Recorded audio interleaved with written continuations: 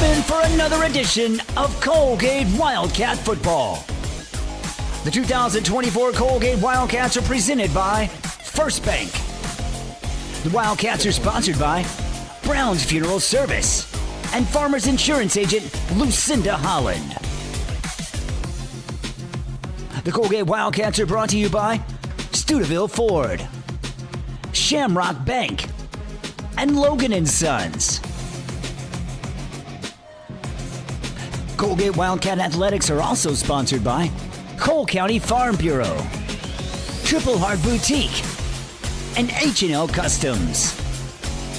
Also helping to bring you the Coalgate Wildcats, the RX Shop, and Cole County Community Hospital. The Wildcats are sponsored in part by Flower Garden and the Cole County Tag Agency. And now let's head to the field for your Coalgate Wildcats.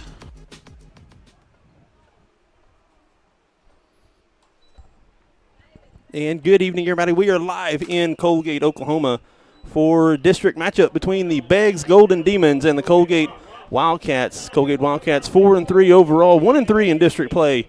The Beggs Golden Demons 5-2 overall, 2-2 in district play. We'll step aside and let the pride of Coalgate, the Coalgate Wildcat Marching Band, perform the national anthem. Dear Lord, I thank you for this day, and I just pray for safety over both teams. And I pray that each team has good sportsmanship, and I pray that everyone has a good time. In Jesus' name I pray, amen.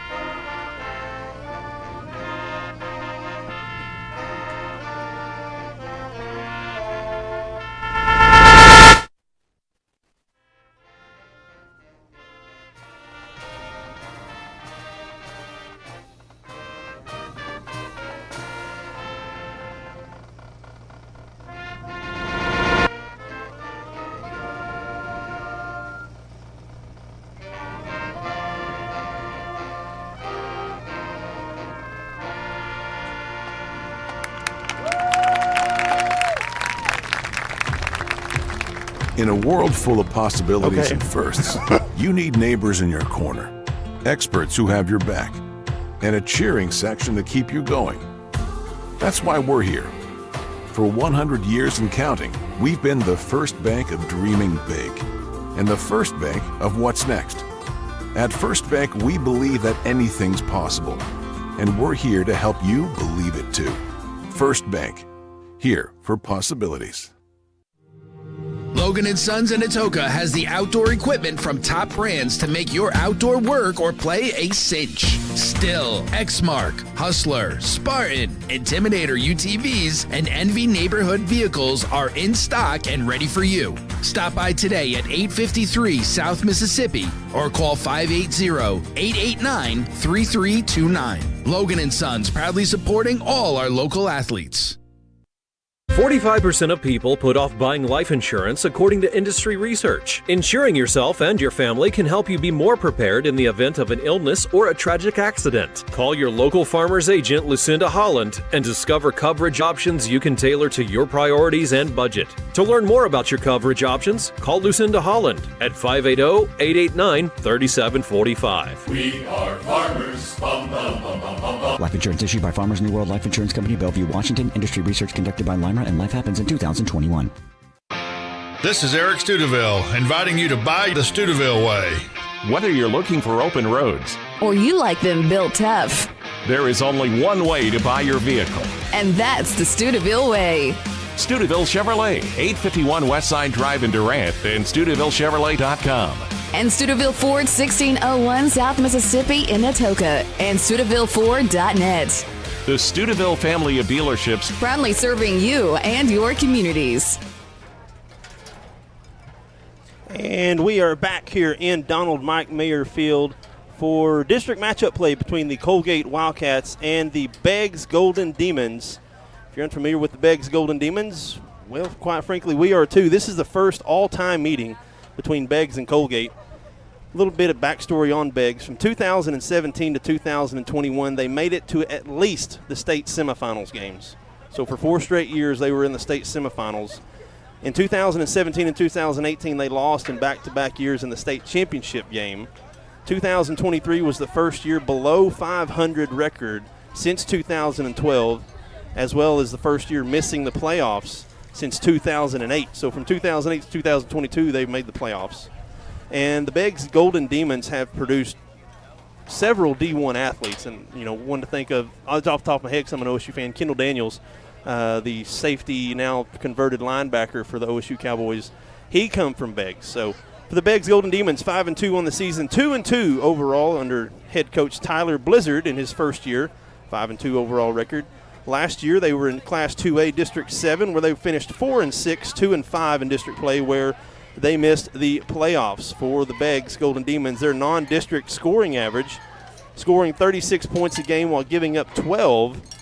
Then when we get to district play, they're averaging 31 points per game while giving up 22 points per game. According to the district standings, the OSSAA rankings right now, Beggs is the number 4 team in Class 2A District 6. Coalgate currently sits in the 6th position, 2 spots out of the playoffs. So we'll take another break. When we return here on the Texoma Chevy Dealers pregame show, we'll welcome Blaine Riley into the broadcast. He'll have the Triple Heart Boutique starting lineup for the Coalgate Wildcats. This is Coalgate football on 107.5 KZIG, The Rock.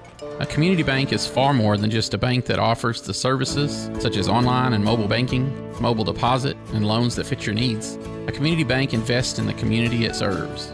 Your phone call will be answered by local people you already know and will make you feel welcome by greeting you as you enter the lobby. At Shamrock Bank, we effectively combine convenient banking technology with people you know and trust. It really is the people that make the difference. At Shamrock Bank, you are more than a customer, and we are more than a bank. Shamrock Bank, member FDIC. Brown's Funeral Service in Atoka, Coalgate, Durant, and Medill are proud to be a part of the communities they serve. Since 1994, Brown's Funeral Service has proudly supported nonprofits, police and fire departments, local military members, and area schools. The staff at Brown's Funeral Service takes great pride in these endeavors because they realize it's more than being in business. It's about being a thread in the fabric of our community. Brown's Funeral Service, where service begins but never ends. With Chevy trucks, be ready for adventure. With power you can count on. Capability that doesn't compromise. A hard-working EV with more range than any competitor and the potential to take you anywhere. It's Chevy truck season. Get 0% financing plus make no monthly payments for 90 days on all 2024 Silverado 1500 pickups. See your Texoma Chevy dealers. This is the Texoma Chevy Dealers pregame show as the Coalgate Wildcats tonight play host to the Beggs Golden Demons.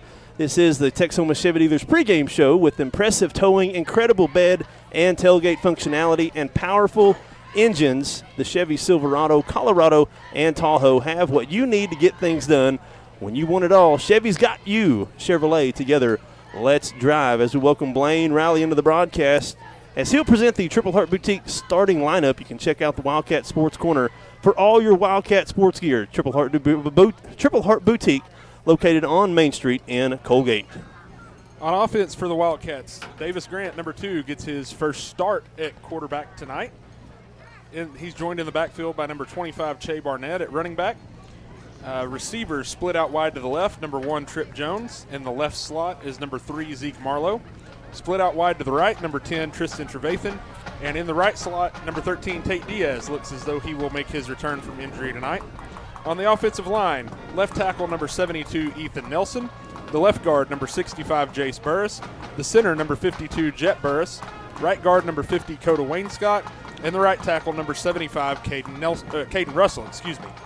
On defense, left defensive end number 72, Ethan Nelson, the nose guard number 50, Coda Wainscott, defensive tackle number 64, Denny Foran, and the right defensive end number 15, Easton Loudermilk.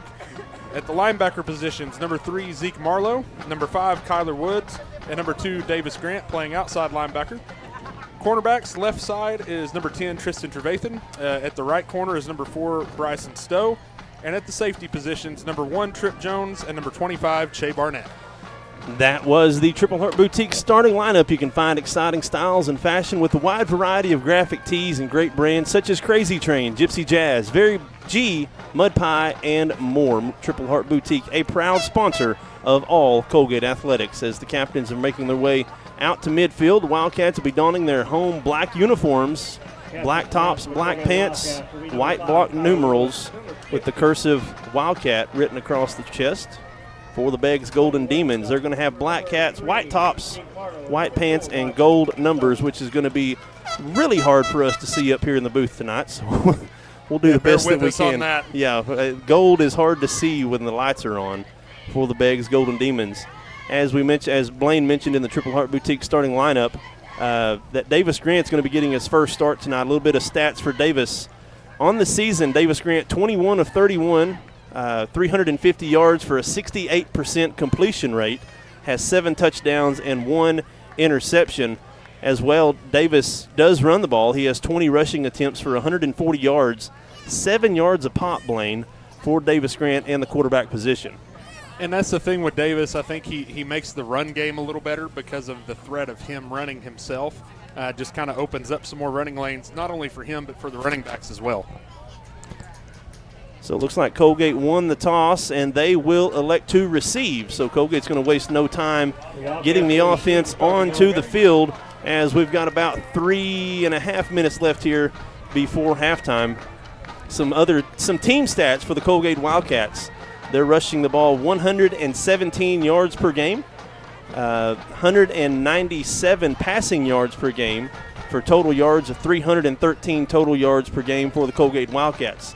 Defensively for the Wildcats, they're giving up 239 rushing yards per game, only 76 passing yards per game, and for an opponent's total of 315.6 yards per game for the Coalgate Wildcats.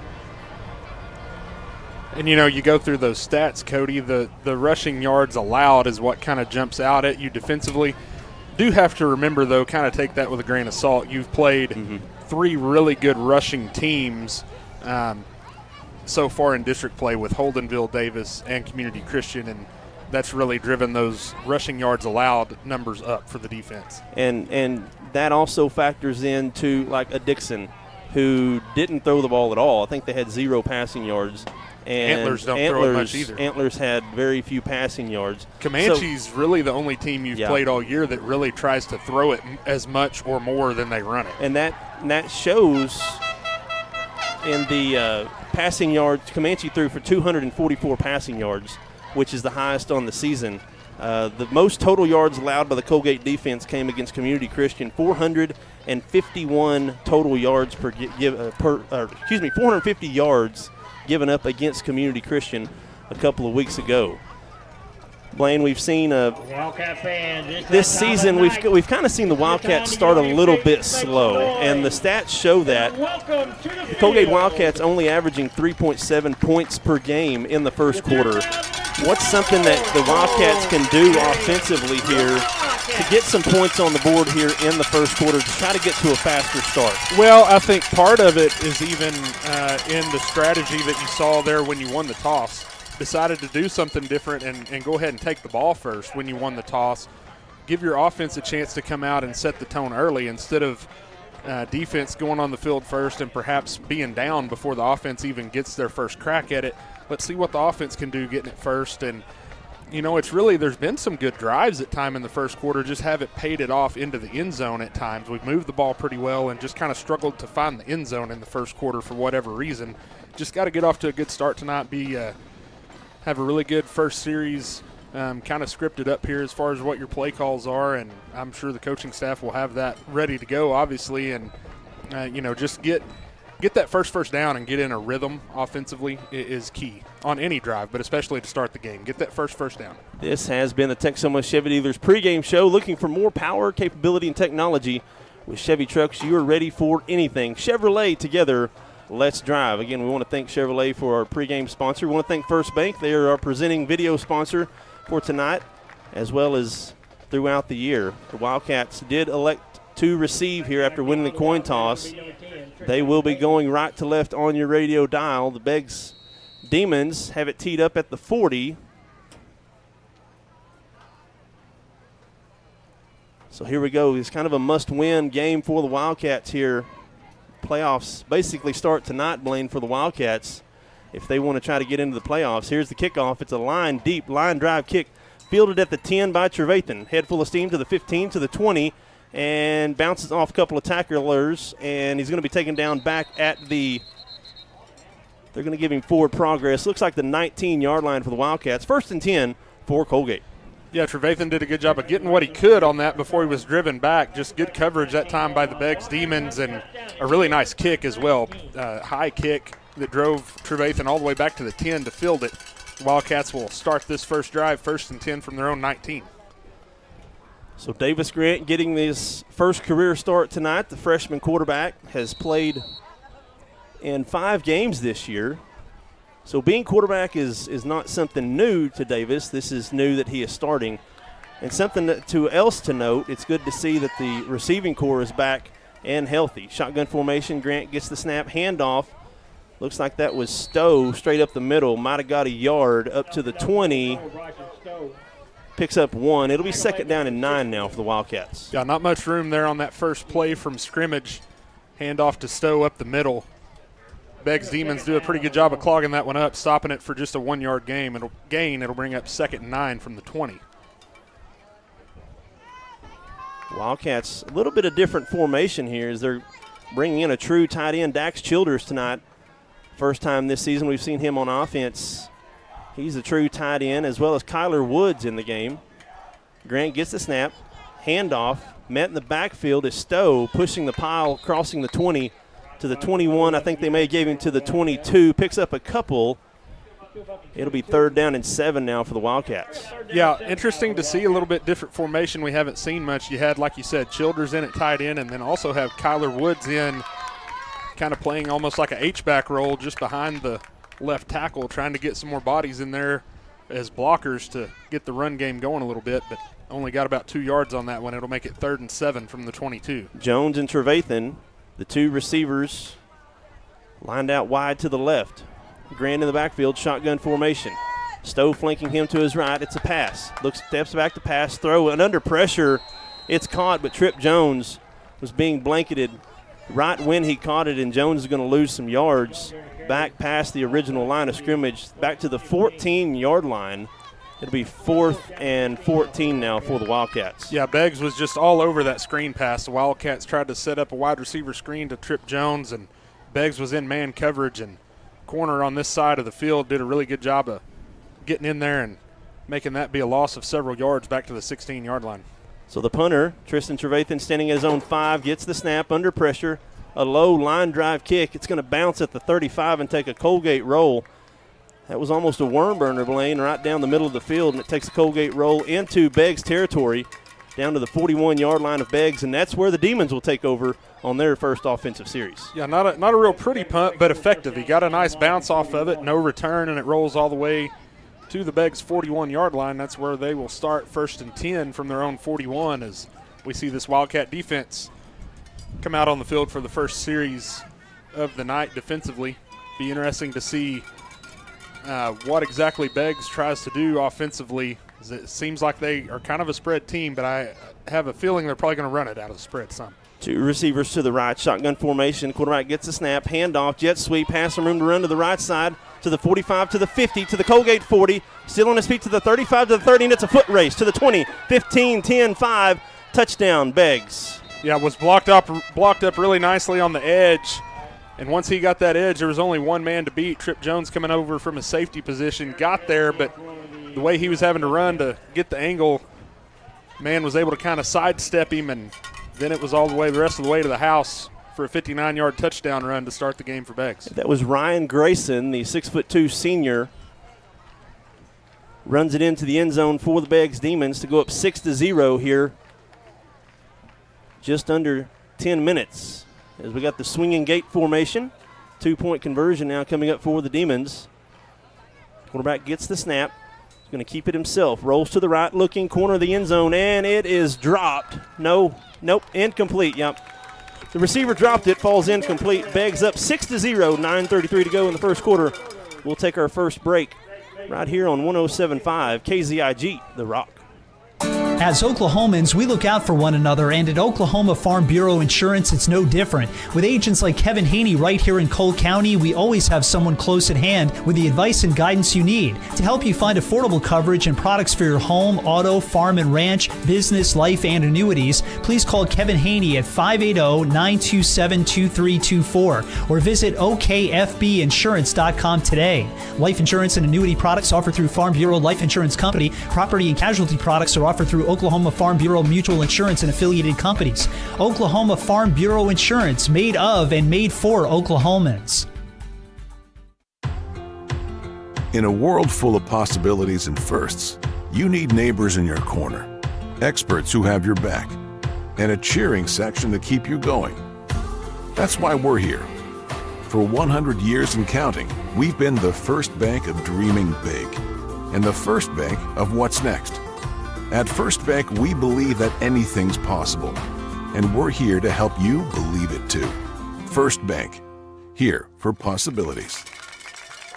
And we're back already in progress as the kickoff was fielded at the 20-yard line. About a 15-yard return there by Bryson Stowe up to the Coalgate 35-yard line. Much better field position here for the Wildcats to start their second offensive possession, but trailing 6-0. Yeah, nice return by Stowe that time. He picked the lane early and just hit the hole hard, running straight up the field, not trying to dance around too much, and got pretty good return out of it out to the 35-yard line. That's where the Wildcats take over, 1st and 10. So Hemphill now will come out here in the running back situation as we'll go 4 receivers for the Wildcats. Strip Jones by himself, bottom of the screen, 3 receivers to the right of Grant. Beggs showing blitz. Here comes the blitz. Handoff, Hemphill, and he's met in the backfield and goes nowhere. I don't think he got back to the line of scrimmage. They're going to mark him short of the 35. Looks like the 33, 34. Lost a yard on the play. He'd be 2nd and 11. Yeah, Beggs had a blitz on, and Wildcats tried to catch him. You know, that can be a pretty successful play if you can find a way through that initial wave of defenders, but Hemphill was not able to do that on that one as they end up losing a yard back to the 34 for 2nd and 11. So split receivers now. 2 to both sides of the formation, 13 seconds on the play clock. Grant gets a snap, it's a pass, steps up in the pocket, and he's going to tuck it and run to the right up to the 40, still on his feet and pushed out of bounds right at the line to gain. We'll see where they mark him. They're going to mark him right at the sticks, Blaine. I think it's a 1st down for Davis Grant. Yeah, good job by Davis Grant. That's a good decision. He didn't have anybody open. He had a running lane out to his right, and he just tucked it and took off and got 11 yards in the 1st down. Really nice play that time by Grant. So now 3 receivers to the left side of the formation. Tristan Trevathan by himself to the right. Shotgun as the Wildcats now look over at the offensive coaches for the Wildcats. Jones, Marlowe, and Diaz, the 3 receivers to the left of Grant. Grant gets the snap, handoff Hemphill, and he's just swarmed in the backfield. The penetration that the defensive front is getting on the Coalgate offensive line is really showing through here early. Loses 2 yards on that play, 2nd and 12. Yeah, Rowdy Hemphill just didn't have a chance on that one. There was 3 or 4 Demons in the backfield immediately on that one and loses 2 yards back to the 43-yard line. Looks like it's going to be pretty tough to run the ball so far here tonight. 8:10 to go here in the first quarter where the Beggs Demons lead 6-0 over the Coalgate Wildcats thus far. Shotgun formation, 3 receivers to the left. Hemphill flanking Grant. It's going to be a pass. Grant stepping up in the pocket, throwing deep down the far side to Trevathan, and it's caught! Caught at the 20. He's out of bounds. No, they said he was pushed out of bounds. He caught it, but he caught it out of bounds.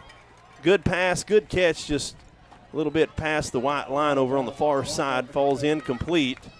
Be 3rd and 12. It's a nice throw, though. He put it where his guy was going to get it or no one was going to get it, keeping the ball safe, not going to be intercepted. Good effort by Trevathan, just not quite able to get the feet down. Would have been a big play, but as it is, you got 3rd and 12 coming up here from the 43. Talking a little bit about Grant. The pass was high where it was just going to drop into Trevathan's hands. Split receivers, 3rd and 12. Good to see Diaz back in the lineup after missing the last couple of weeks with an injury. Senior receiver. Grant gets the snap. Shotgun formation, blitz coming. Throws it near sideline, and throws it over the head of Diaz. Had some room, just a little bit. That's a hard throw to make from the far hash to the near sideline. Yeah, it's a really tough throw, like you said, all the way from the far hash to the near sideline. Just led Diaz a little too much. It looked like the route combination had worked. Diaz was breaking open, just led him a little bit too far, and that'll bring up 4th and 12. So right now the Wildcats are lined up to go for it. 20 seconds on the play clock, split receivers.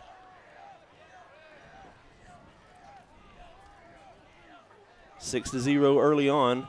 Looks like Grant's going to take a few steps back, maybe pooch this the way. And he does. It's a line drive kick. Fielded at the 20, going backwards now. Turns and comes upfield, trying to make a man miss, and Trevathan rides him down right about the 15-yard line. Good punt coverage there by the receivers. Yeah, really nice coverage that time. There was Trip Jones and Tristan Trevathan were both back there immediately. Nice kick by Davis on the pooch punt, and did a good job of not letting that man escape. Trevathan kind of held onto the jersey just long enough to climb on his back and get him down for actually a loss of about 5 as the returner initially caught it at the 20. So Beggs will take over 1st and 10 from their own 15. So this will be the second offensive play for the Demons. It's going to go shotgun, split receivers. Beggs left to right on your radio dial. Gets the snap. Quarterback keeper around the far side, up to the 20, to the 25, to the 30, 35, and taken down at the 35-yard line. That's a big gain there by the quarterback for the Beggs Demons. 1st and 10 for Beggs. Yeah, nice play that time as they spread you out, and then the quarterback does a good job of finding a nice rushing lane there, getting 21 yards out to the 36-yard line for a 1st and 10 before he's brought down by the Wildcats. That's Billy Ramsey, the senior quarterback. Again, it's hard to see the gold numbers from this far away.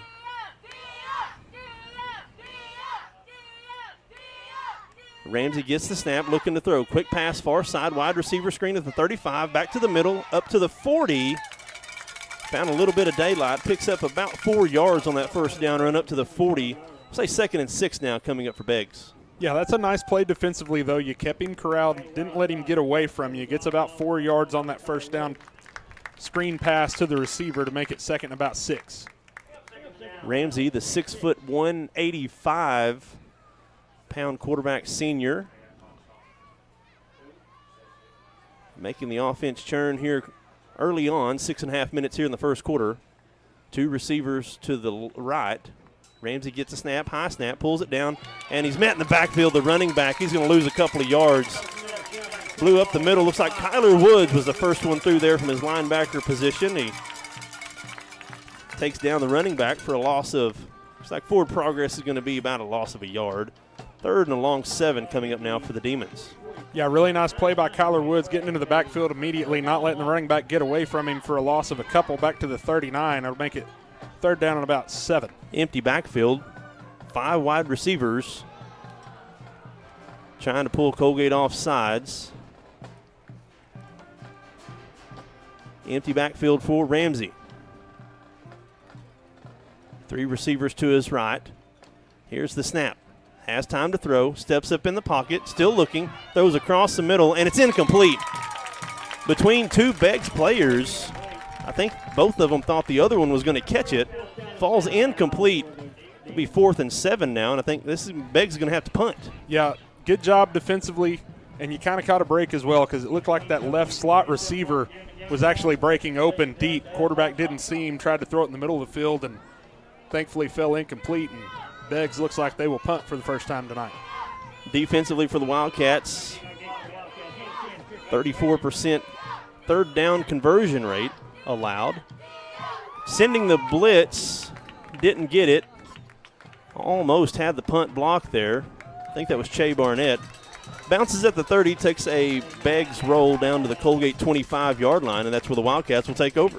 Yeah, nice job by Barnett, almost blocking that punt, but at the same time not contacting the punter to draw a flag since he didn't get a piece of the ball. And that one rolls. Looks like they're going to spot it at the 26.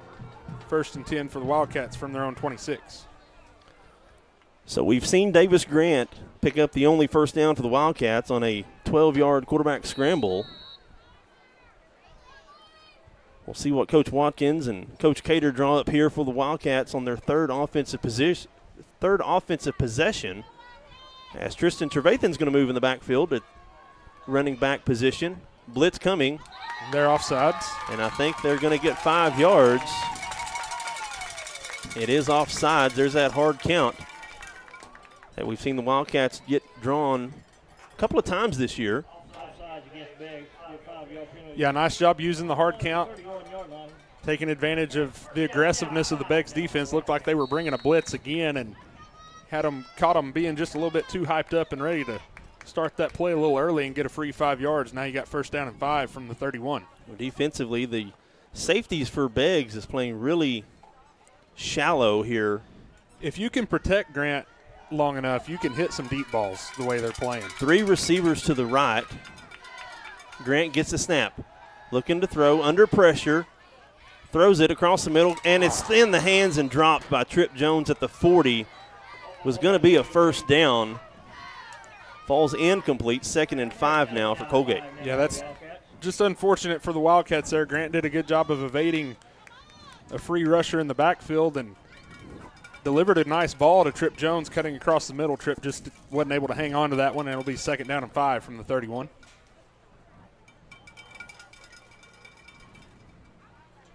As the Wildcats are looking for the play here to the sideline. Play clock down to 10. Looks like we're going to have 3 wide receivers to the top of the screen, 1 to the bottom. Grant looking here on this 2nd down play. It's going to be a handoff. Trevathan has some room to run the near side up to the 35 to the 40. Still going to speak to the 45. Pushed out of bounds on the Coalgate sideline at the Coalgate 45-yard line. That's another wrinkle that we haven't really seen Trevathan in the backfield as a running back. We've seen him as a running quarterback in some special plays, but another wrinkle offensively that Coach Cater and Watkins are trying out here for the Wildcats. Yeah, and it was very successful on that one. They did a good job of setting the edge. Trevathan getting to the edge, making a man miss for some extra yards, getting 14 on that play out to the 45-yard line for a 1st down. Rushing-wise, Trevathan coming into the game just had 86 rushing yards, only 18 attempts. Split receivers, now Trevathan in motion. It's a throw out to the flat, and it's dropped. We've seen that a couple of times where it drops, and the receiver, the players need to try to pick that up just in case, you know, the officials may rule it backwards pass or something. And yeah, and as far as that play, it might not have ended up being the worst thing in the world that he dropped it. Looked like Beggs had 2 or 3 defenders out there in his vicinity. I don't think he was going to get just a whole lot on that one anyway. And that'll bring up 2nd down and 10. So with Trevathan now in the backfield, that brings in Easton Loudermilk, slot receiver, freshman, coming in for the Wildcats. Grant gets the snap, high snap, going to keep it himself, quick pass, it's bobbled. That might be a fumble. I think it's a fumble. They're ruling it a fumble, and Beggs picks it up and is tackled at the Coalgate 30-yard line. Yeah, unfortunately for the Wildcats, it looked like that ball kind of slipped out of Grant's hand before as he was trying to throw it out to Jones in the flat over here on the near side, but it did look like it slipped out of his hands before his hands were coming forward, and they rule it a fumble and gets returned back to the Coalgate 30.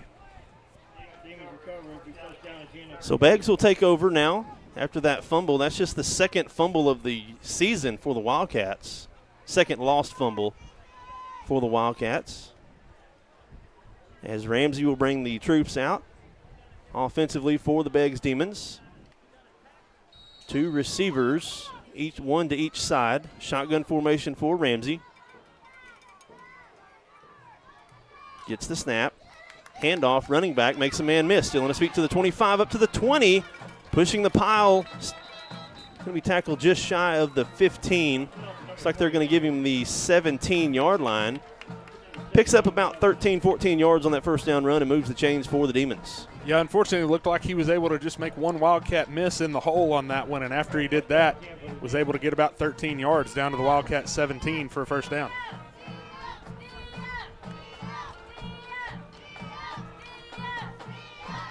Same formation, Wildcats showing blitz.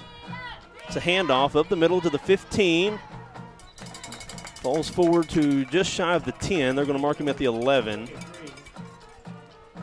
Picks up about 7 yards on that first down run. It'll be 2nd and 4. Looks like they're going to give him 6. Yeah, blocked up pretty nicely. They did a good job of blocking the Wildcat blitzers as the Wildcats brought some extra men on that one. He was able to get 6 yards down to the 11.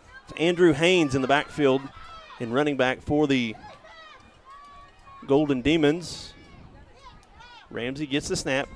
Handoff, running back straight up the middle, has a hole to the 5, pushing the pile, and I think they're going to mark him at about the half-yard line. It's going to be 1st and goal now for Beggs from the Coalgate 1. Yeah, had a lot of room initially and then kept those legs churning once a couple of Wildcats got to him and drove the pile for an extra 2 or 3 yards down to the 1-yard line where it'll be 1st and goal for the Golden Demons. 6-0, 3:55 to go in the first quarter. Beggs threatening to score again.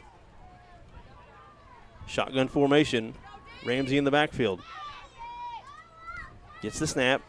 Handoff, Haynes straight up the middle. Falls forward and crosses the goal line. Touchdown, Beggs.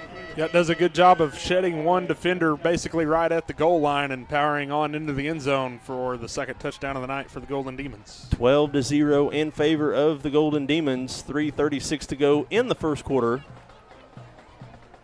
For Coalgate, they're allowing 7.1 points per game in the first quarter on the season. Coalgate again only scoring 3.7 points per game in the first quarter. I think Ramsey's going to go under center here for this 2-point conversion. Gets the snap. It's a pitch out to the right side, tackled, and I think they're going to mark him short. No signal. Yeah, I believe he's short. And they're going to mark him short of the goal line. So that's 2 unsuccessful 2-point conversions. Score is 12-0. 3:36 here in Coalgate. We'll take another break. This is Wildcat Football, presented by First Bank. Looking for the perfect outfit or a unique gift? Visit Triple Heart Boutique. The latest trends in women and children's clothing, stylish accessories, and charming decor. Show your team pride with their exclusive Spirit Wear collection. Need an energy boost? Stop by for one of their refreshing teas and stay glowing all year long with their tanning and red light beds. Open Tuesday through Friday from 6 to 6 and Saturday 10 till 2. Visit Triple Heart Boutique at 117 North Main Street in Coalgate. My name is Dr. Matt Holcomb. I'm the owner of Custom Dental in Watoka. We pride ourselves to always being up to date with the newest in technology in dentistry. Have you ever wondered what it would take to have that smile you've always dreamed of? Come visit us at Custom Dental Watoka. We'd love to go over that with you. If it's implants, if it's braces, if it's cosmetic dentistry, we'll do whatever it takes to get that smile that you've always hoped for and dreamed of. We love serving people, love serving our community, love serving God. Come see us and see how we can take care of all your dental needs. And we're back as the Demons get set to kick this off. Ball fielded at the 40-yard line of Beggs. Trevathan standing back at his own 10-yard line. Here's the kick. It's a shorter kick, fielded at the 20 by Stowe, up to the 25, to the 30, lowers his shoulder, tackled at the 32, and that's where the Wildcats will take over 1st and 10 from their own 33. Yeah, good job by Stowe of catching that one cleanly and doing a good job of kind of picking his way through some traffic out to about the 33-yard line. That's where the Wildcats will take over 1st and 10 on this possession.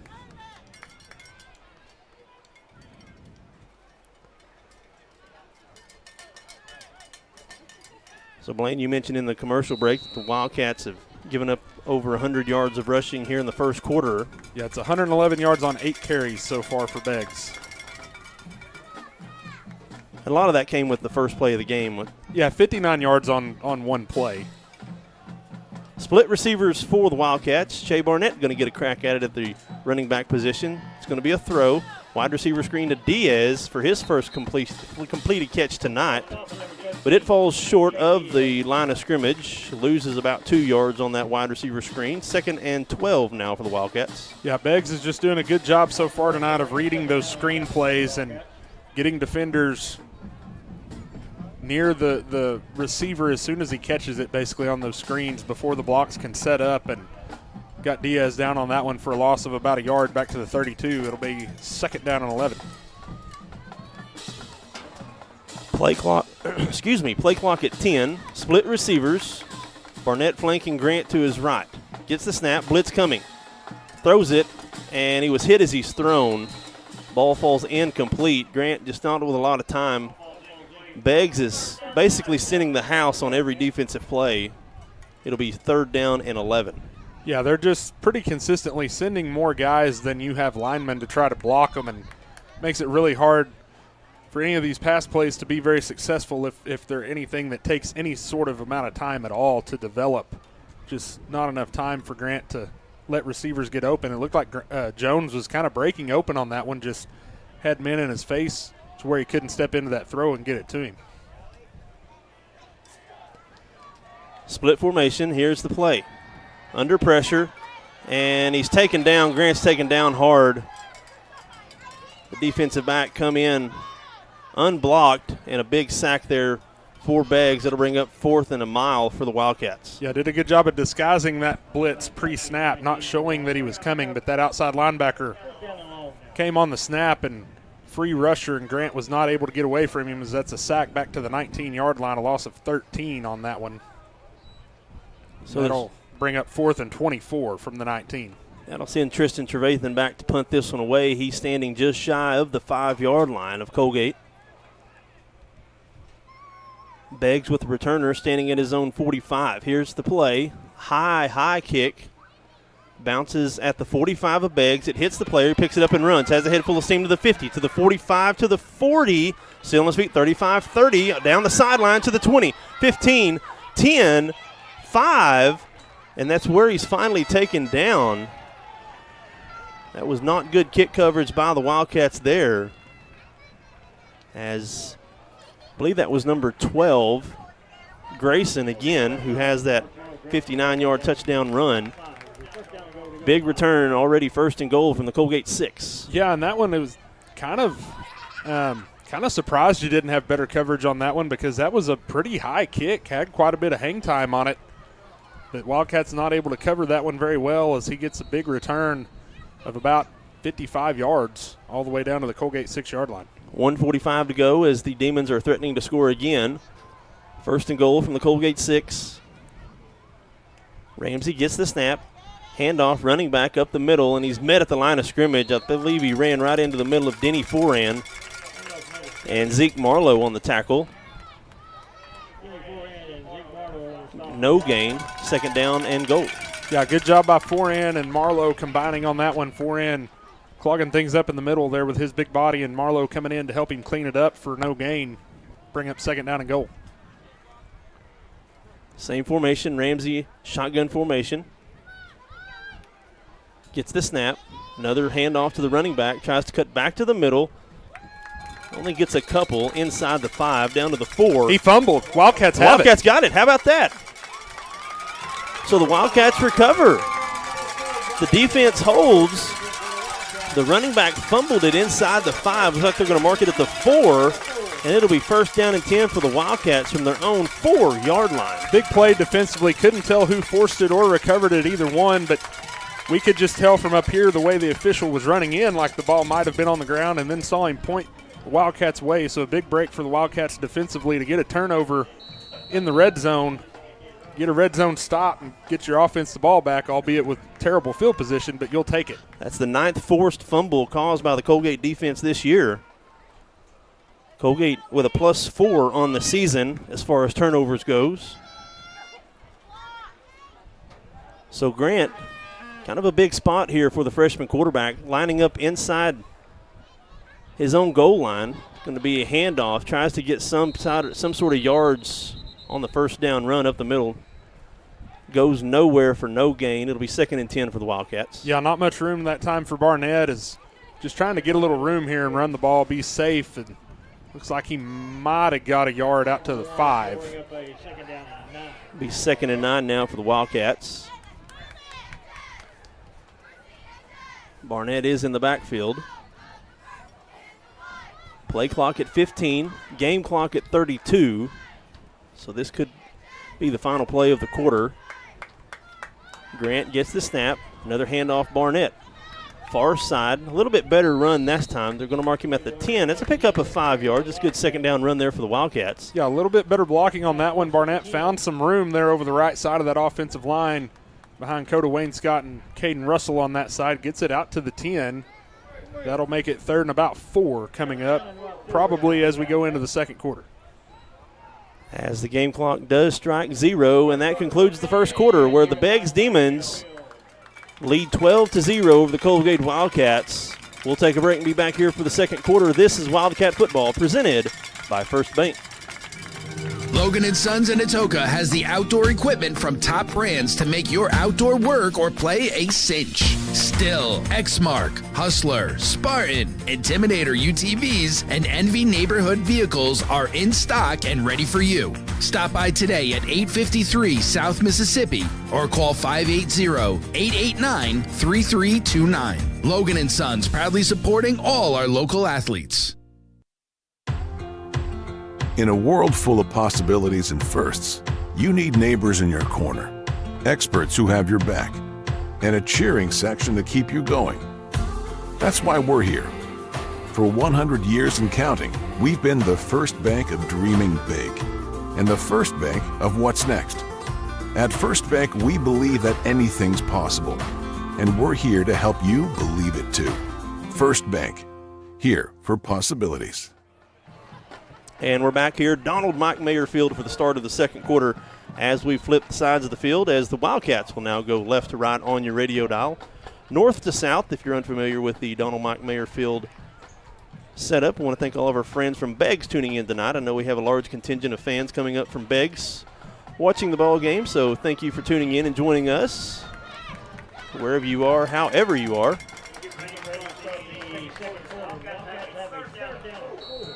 It'll be 3rd down and we'll say 4. Looks like they got to get to the 14-yard line. Grant still under the shadows of his own goalpost. Motions Trevathan, and it's a bad handoff. It was a jet sweep for Trevathan. He's running backwards, tries to get to the edge, trying to find some room to cut up field, and he falls forward. After all of that, loses maybe a yard. So he loses 2. It'll be 3rd and 6 now coming up. Yeah, looked like Trevathan didn't really think he was going to get that ball, and Grant went to hand it off to him, and thankfully Trevathan was able to corral it. Tried to make something happen and reverse field, but ultimately ended up losing a yard back to the 9, and it'll be 4th down and 5. Wildcats will punt. This is Little Cheer Camp tonight, as halftime entertainment will be a little bit longer with the little cheerleaders performing at halftime. Coalgate's going to punt. Trevathan, it's a short punt, but it's a high punt. Bounces out of bounds between the 30 and 35-yard line. They're going to mark it out at the 33, so not a great punt by Trevathan. No return, and the Beggs Demons will take over at their own 33-yard line. Yeah, not a great punt yardage-wise, but the positive out of it is you eliminated the possibility of a return after on the last one Beggs had a big punt return to set themselves up. And now they will take over 1st and 10 from the Wildcat 33-yard line. Ramsey running the offense out onto the field. Shotgun formation. 2 receivers to his right, 1 receiver to his left. Now sends the tight end in motion. It's a snap, handoff, running back near side up to the 30. lowers his shoulder, runs right through Trip Jones. Picks up about 7 yards on that first down run as Jones is down. He took a big hit from the running back there. Yeah, he did a good job of coming up there and run support and trying to really lower the boom on the running back, but the running back ran right through him and got an extra couple yards as they check on Jones. Hopefully he's okay. We've seen Jones, he's played through injury all season long. The freshman receiver. Again, we mentioned, for Coalgate, we've said it for years now, that most of these players have to play both ways here at Coalgate, playing offense and defense. You look across the field over at Beggs, they have the ability to not have to play a lot of their players both ways, just due to the number of students, coming out for football. Yeah, and it makes a big difference. That's what you run into when you're one of the smallest schools in Class 2A, like Coalgate is, going against Beggs. I hadn't looked at the numbers, but I would venture that Beggs is probably one of the bigger schools in the lower division of Class 2A, size-wise. Yep. Same formation, shotgun, Ramsey. Claps his hands, gets the snap, looking to throw, rolls to his right, has some time, to the 30, still looking, surveying the field. Going to throw it deep down the field into the end zone where it is caught for a touchdown. Wow. You can't get any more in the corner than what the receiver was there. I thought for sure that once he caught it, he was going to wind up coming down out of bounds, but he was just able to keep his feet in bounds. Che Barnett was back there in coverage, had good coverage, looked like. The receiver just had the ability to kind of out-jump him for that ball and reach over the top and get it for the Beggs touchdown. That'll be a 28-yard touchdown pass on that play. Ramsey had a lot of time as he rolled to his right out of the pocket. It was a perfect pass. When it left his hand, it looked like he was just kind of throwing it up for grabs. Yeah, which more or less kind of what he was doing. It's what he was doing. He was trusting that his receiver had the ability to go up and get it, and he proved that point. Here's the two-point conversion. Man in motion. It's a bobble jet sweep. Reverses course, back to his right, trying to find the end zone, and he does. Does get in. What a tough run. Shedding 3 or 4 defenders on that one. It looks like you have a Wildcat down. I believe that's Davis Grant. Davis Grant. He's hurt pretty bad. Looks like he's holding his leg. So Beggs does convert the 2 points. It's 20-0. We'll take a break here. This is Wildcat football on 107.5 KZIG, The Rock. The RX shop is now under new ownership. Jason and Sedana Lanig and their 2 daughters are longtime residents of Caney and are looking forward to continuing the same great service for you and your family. They're excited for this opportunity to serve our community and invite you to let them help you with your healthcare needs. Call 580-889-3331, 580-889-3331, or come by 872 West 13th Street in Atoka. RX Shop thanks you for shopping local. With Chevy trucks, be ready for adventure. With power you can count on. Capability that doesn't compromise. A hard-working EV with more range than any competitor and the potential to take you anywhere. It's Chevy truck season. Get 0% financing plus make no monthly payments for 90 days on all 2024 Silverado 1500 pickups. See your Texoma Chevy dealers.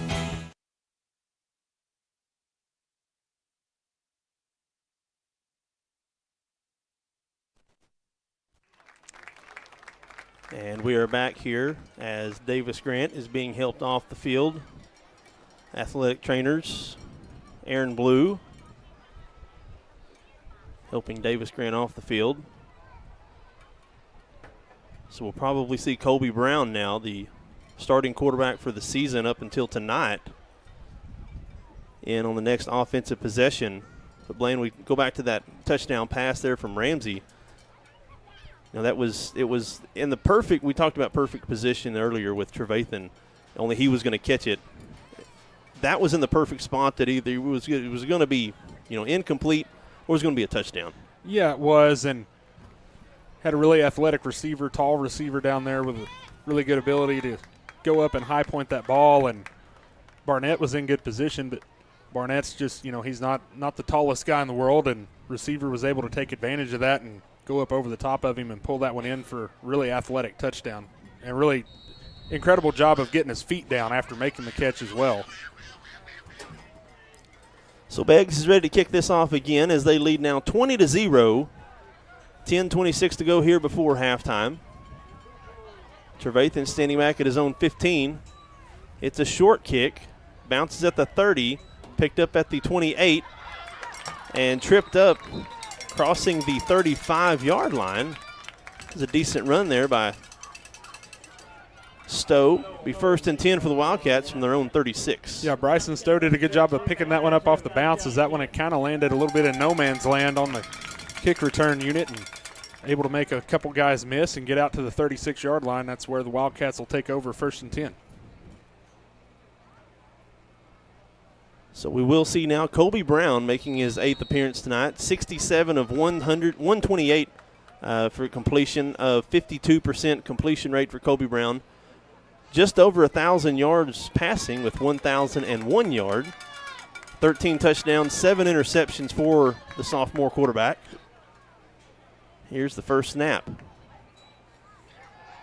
Has time to throw and throws it across the middle. Was hit as he's thrown. Looks like he wanted to throw it earlier, pump faked it, pulled it down, falls incomplete. It'll be 2nd and 10.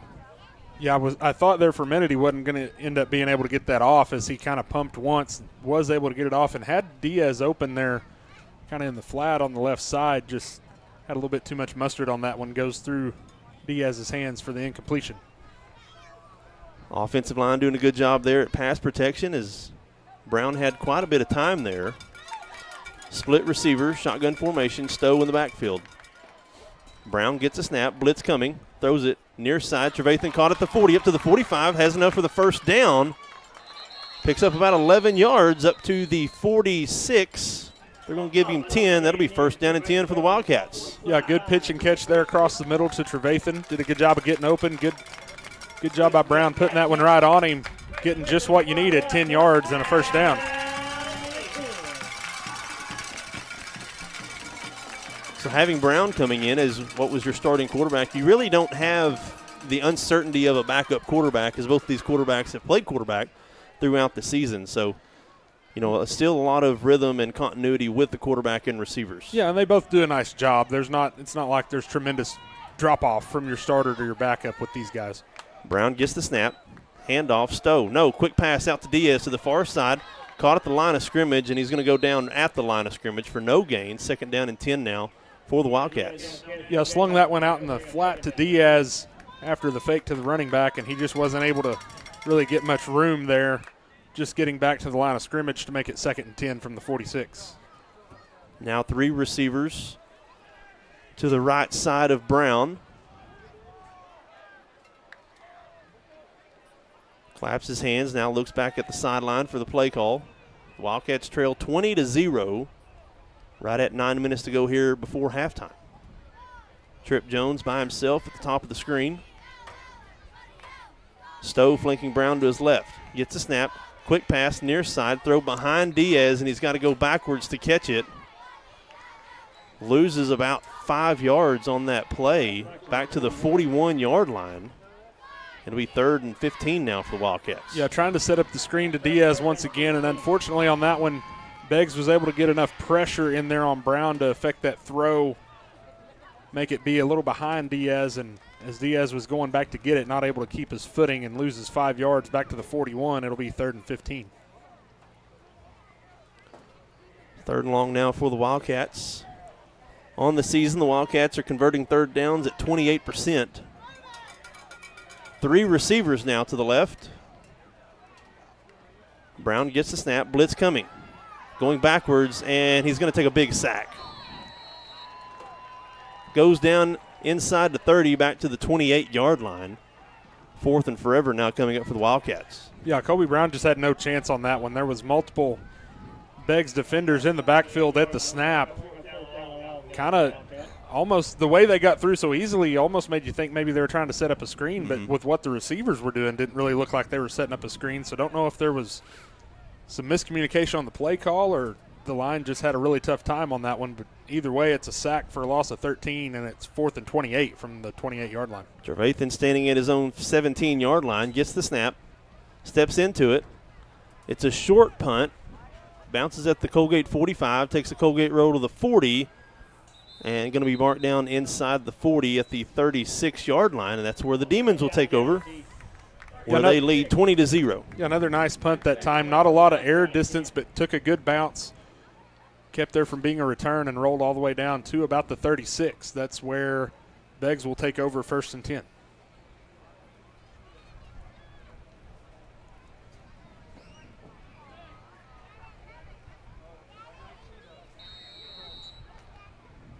So it looks like Jet Walkup's going to come into the game, a freshman linebacker. Defensive back going to come in, I believe, is going to be playing for Davis Grant, who continues to rehab on the sideline after being injured on the last touchdown play. Man in motion. Ramsey back to pass, setting up a screen, a flag thrown. It is caught at the 35 to the 40. He's taken down almost to the 45-yard line, but I think this is coming back as the flag was thrown way behind the original line of scrimmage, Blaine, almost at the 25-yard line.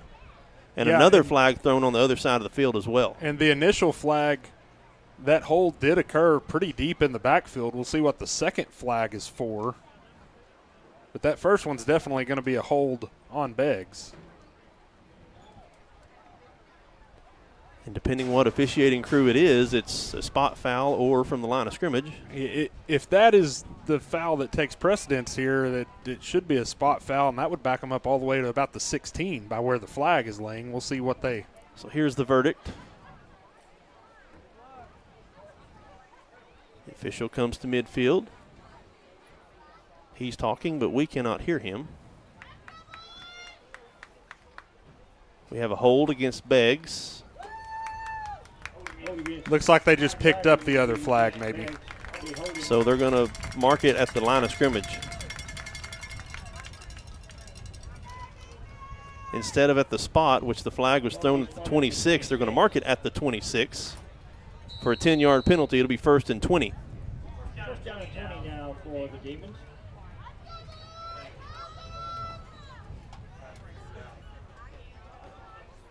Two receivers now to the right. Ramsey in the backfield, shotgun formation. Gets the snap, handoff up the middle. Now bounces out to the right side and back up to the middle to the 30. Picks up about 6 yards on that first down run. It'll be 2nd down and about 14 now for the Demons.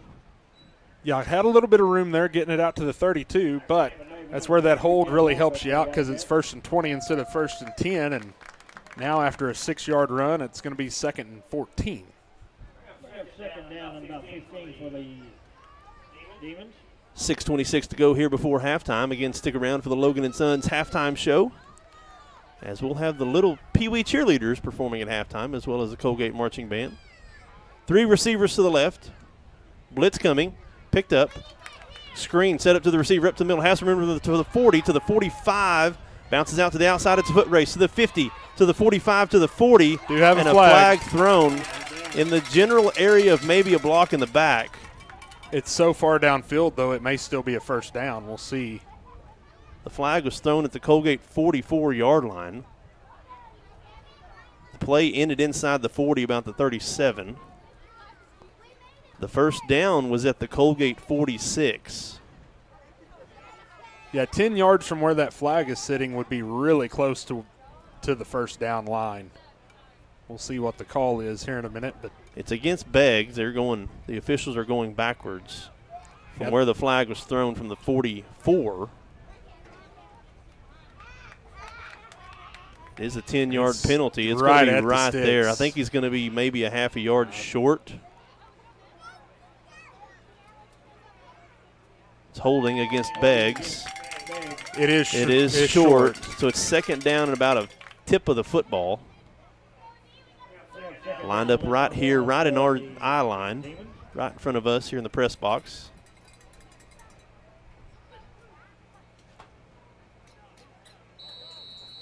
So it'll be 2nd down in the tip of the football for the Demons at the Coalgate 45.5-yard line. Ramsey's going to go under center. May see a quarterback sneak here. And here's the snap. Goes to the right. Has the 1st down up to the 50. Taken down inside the 50 at the Coalgate 45-yard line. That was a kind of a nifty quarterback sneak as you see most of them, the kind of the tush push go straight ahead. He pulled it back and actually went around the right side of the line, picks it up for enough for a first down. Yeah, did a good job of kind of reading the defense. The Wildcats were bringing guys right up the middle, did a good job of just taking a step back and going to his right where there was some room to run and get that first down. It's a pitch out to the right side to the running back and gets a couple of yards. That was read better there, but I think that was Tate Diaz and Kyler Woods pushing in the running back to the middle. Picks up about 3 yards, second down and 7. Yeah, good job that time, like you said. Diaz kind of forcing him back up the middle, and Woods was there to get him on the ground after just a short gain of about 2, make it second down and 8 from the Wildcat 44.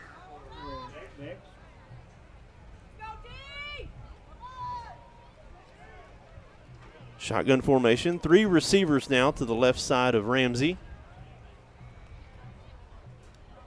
Gets the snap. Quarterback read. Keeps it himself up the middle. Taken down right at the 40-yard line. Gains about 4 yards on that run. Be third down and about 3, maybe 4 coming up for the Demons. Yeah, pretty good job defensively of reading that quarterback keeper on that one, getting him on the ground after a gain of about 4.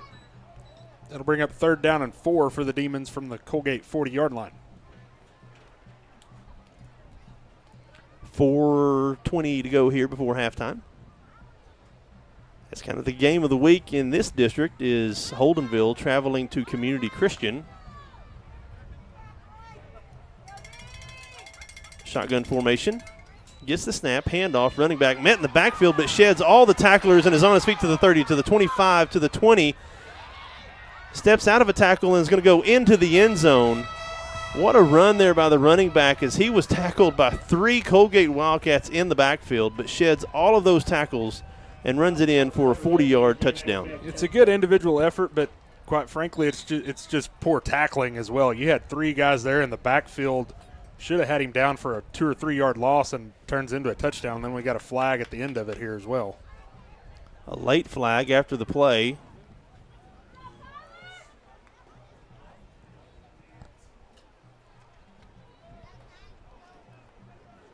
We'll see what it is here.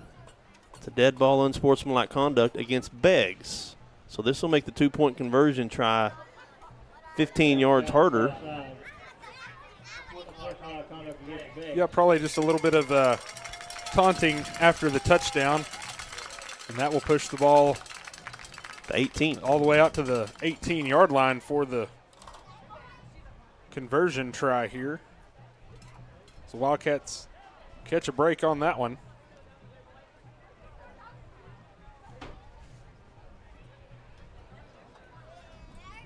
We got a good one in Norman. Holdenville leads 6-3 right now. So they're going to walk it back. Why are we walking it back? Are we wiping the penalty off? Unless they're going to take it on the kickoff. Yeah, I guess I bet they take it on the kickoff. So instead of kicking from the 40, you'll kick from the 25. Right. A little bit better field position for the offense. Beggs going to line up for the field goal try. Extra point, snap back, ball down, kick on the way. The kick is up. Kick is plenty good, and it is. 27-0. 3:55 to go before halftime. We'll take another break. Be right back here on 107.5 KZIG, The Rock. As Oklahomans, we look out for one another, and at Oklahoma Farm Bureau Insurance, it's no different. With agents like Kevin Haney right here in Cole County, we always have someone close at hand with the advice and guidance you need to help you find affordable coverage and products for your home, auto, farm and ranch, business, life, and annuities. Please call Kevin Haney at 580-927-2324 or visit okfbinsurance.com today. Life insurance and annuity products offered through Farm Bureau Life Insurance Company. Property and casualty products are offered through Oklahoma Farm Bureau Mutual Insurance and affiliated companies. Oklahoma Farm Bureau Insurance, made of and made for Oklahomans. In a world full of possibilities and firsts, you need neighbors in your corner, experts who have your back, and a cheering section to keep you going. That's why we're here. For 100 years and counting, we've been the first bank of dreaming big and the first bank of what's next. At First Bank, we believe that anything's possible, and we're here to help you believe it too. First Bank, here for possibilities. And we're back. Donald Mike Mayer Field as the Wildcats, Coach Cater decides to take the unsportsmanlike conduct penalty on the kickoff here. So, again, that backs the Beggs Demons up to their own 25-yard line. Coach Cater looking for a little bit better starting field position as Trevathan is standing at his own 30-yard line. 3:55 to go here before halftime. You can stick around for the Logan & Sons halftime show. We'll have scores and stats from this game as well as some scores from across the district tonight. It's a line drive deep kick, and that pushes Trevathan backwards up to the 15. What a kick. To the 20, to the 25. Tries to find a hole up the middle to the 30. Forward progress gets him to the 33. Not a whole lot better starting field position than what the Wildcats have been getting tonight after that boot of a kick, Blaine. Yeah, it was worth that shot as far as deciding how you take the penalty, but a really nice kick. Really drove that one. Trevathan made a nice over-the-shoulder catch running back towards his own goal line at about the 15, but then was only able to get back out to about the 30 as Beggs covered it pretty well and don't end up getting just a whole lot of better field position out of it than what you probably would have had. 3:46 to go as the Wildcats take over on their own 30-yard line. Hemphill now in the backfield flanking Brown to his right. Two receivers to the right, two receivers to the left. Brown gets the snap. Late blitz coming, and it's a pass thrown at the feet of Marlowe. Falls incomplete on the far side of the field. Be 2nd and 10. Yeah, line held up fairly well, actually, on that one. Brown had some time. Just no one was really able to break open on that one. Wasn't even a lot of separation there with Marlowe as well, where he ended up throwing it and ultimately threw it low, and Marlowe wasn't able to go down and get it, and it'll be 2nd and 10 from the 30. Stops the clock with 3:43 to go. Both teams with 3 timeouts. Brown gets the snap. Handoff Hemphill. Bounces to the left, back to the middle, falls forward for a couple. Up to the 32-yard line. It'll be 3rd and 8 now for the Wildcats. Yeah, not a lot of room there up the middle. Hemphill did a good job of getting what he could, kind of lowering his shoulders and driving forward for a couple on that one to make it 3rd and 8 from the 32.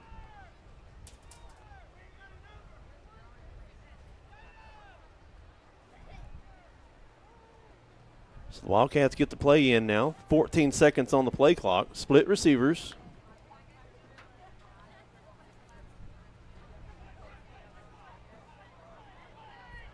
Play clock at 3. Brown gets a snap. Blitz coming. Chase from behind, and he throws it. Hit as he's thrown. Chase from behind. That was a perfectly timed blitz from the linebacker on that far side who got off the ball right when it was snapped. Falls incomplete. 2:54 to go here before halftime. Well, and that's kind of a little bit of the disadvantage when you're going against a team that really likes to blitz a lot like Beggs does. When you get late in the play clock like that, it makes it easier for them to time up the snap because they know it's got to be coming, it's got to be coming. It's down to 2, down to 1, and he timed that one up really well to get in there, free rusher, and get some pressure on Brown. Here's the punt now. Beggs sent the house. Tristan Trevathan gets it away, bounces the Coalgate 40, and it's going to stop dead at the Coalgate 36-yard line. So Beggs will start their own 36 with plenty of time on the clock. 2:56 to go. Beggs with 3 timeouts, and Beggs gets the ball coming out of half. So Beggs in a position here to really put this game away. As we've seen a walk-off score last week from the Davis Wolves. Given up by the Wildcats right on the zeros on the clock at halftime. So Ramsey trots out onto the field starting at his own 36-yard line, shotgun formation. Gets a snap. It's a pitch to the forward man up to the 40, has some room to the outside to the 50 and pushed out of bounds inside the Coalgate 50 up to the 49-yard line. Picks up 14 yards on that first down run. It'll be 1st and 10 for the Demons. Yeah, little wrinkle that Beggs hadn't really shown too much yet. They pitch it forward to the man coming on the jet sweep there. Actually goes in the stat book as a pass They did a good job of blocking it up for him on this left side. He goes for 15 and a first down to the Wildcat 49. Beggs right on the block C right at midfield. Gets a snap, rolling to his right. Blitz picked up. Now back to his left. Looking to throw. He's going to throw it near side, and it's caught and dropped at the 30. Stops the clock with 2:29. 2nd and 10 now for the Demons. Yeah, and Coach Cater's talking to the official. I kind of thought it as well as I was watching. I'm not so sure that the receiver, hadn't went out of bounds and then came back in and was the first to touch it. Might should have been a penalty on that, illegal touching. But as it is, it's not called, and it'll be 2nd and 10 from the 49. 2:29 to go. Defense really trying to bow their neck here. Ramsey's shotgun formation. Ball to Coalgate 49-yard line. Ramsey gets the snap. It's a high snap. Has to jump to get it. Hands off to the running back up to the 45-yard line, and that's where he goes. Going to be stopped. Looks like they're going to give him the 44. Picks up about 5 yards on that second down run. 3rd and 5 flag coming up. At the end as well. Was a nice play by Marlowe to hang on, and then Woods coming in at the end to help him ultimately get the runner down, but then a flag came in late. We'll see what the flag is. Seen a couple of penalties here for Beggs. And I don't think Coalgate has a penalty called on yet. I didn't really see what happened there to draw the flag. We'll see what the call is. It's going to be against Beggs, whatever it is. Here's the call. Another unsportsmanlike penalty against the Demons. That's 3, I think, tonight. Called on Beggs. The only thing I can think of is must have been a Beggs player come in late after the play and jump on the pile late, probably is probably what drew the flag. I didn't see it, but just logically that's what I figured probably happened. That's a big there. flag because it's 3rd down. 3rd and about 20 now coming up. 3 receivers to the left side of Ramsey. Gets the snap, has time. Going to throw it deep down the field. And it is caught in stride at the 10 and into the end zone. What a pass by Ramsey.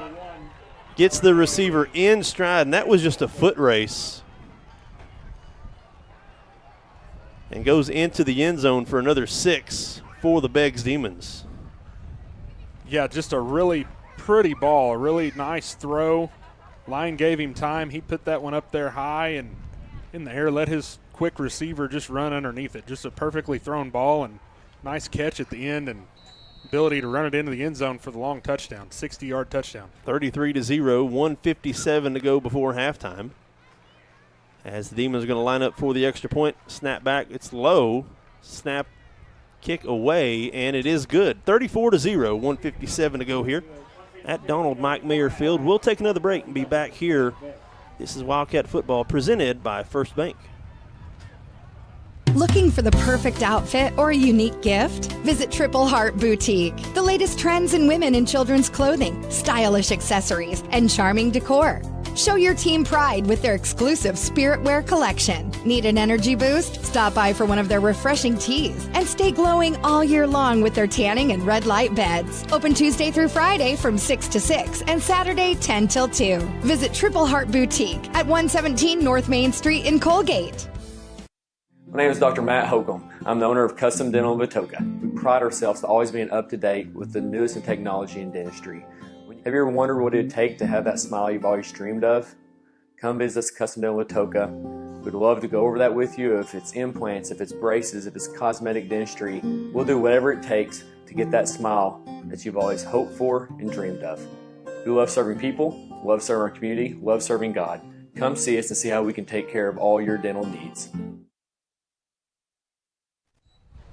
And we're back here.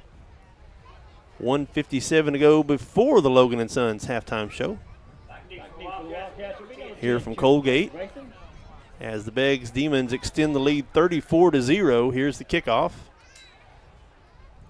Kick deep down to the 10-yard line, fielded up to the 25. And the pile is going to be stopped at about the 27. Be 1st and 10 for the Wildcats with 1:50 on the clock and 3 timeouts. We'll see if the offense can get any kind of rhythm here before halftime.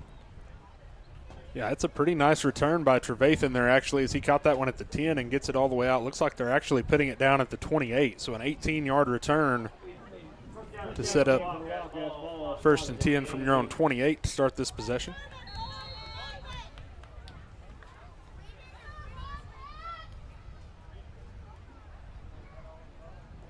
The Wildcats break huddle.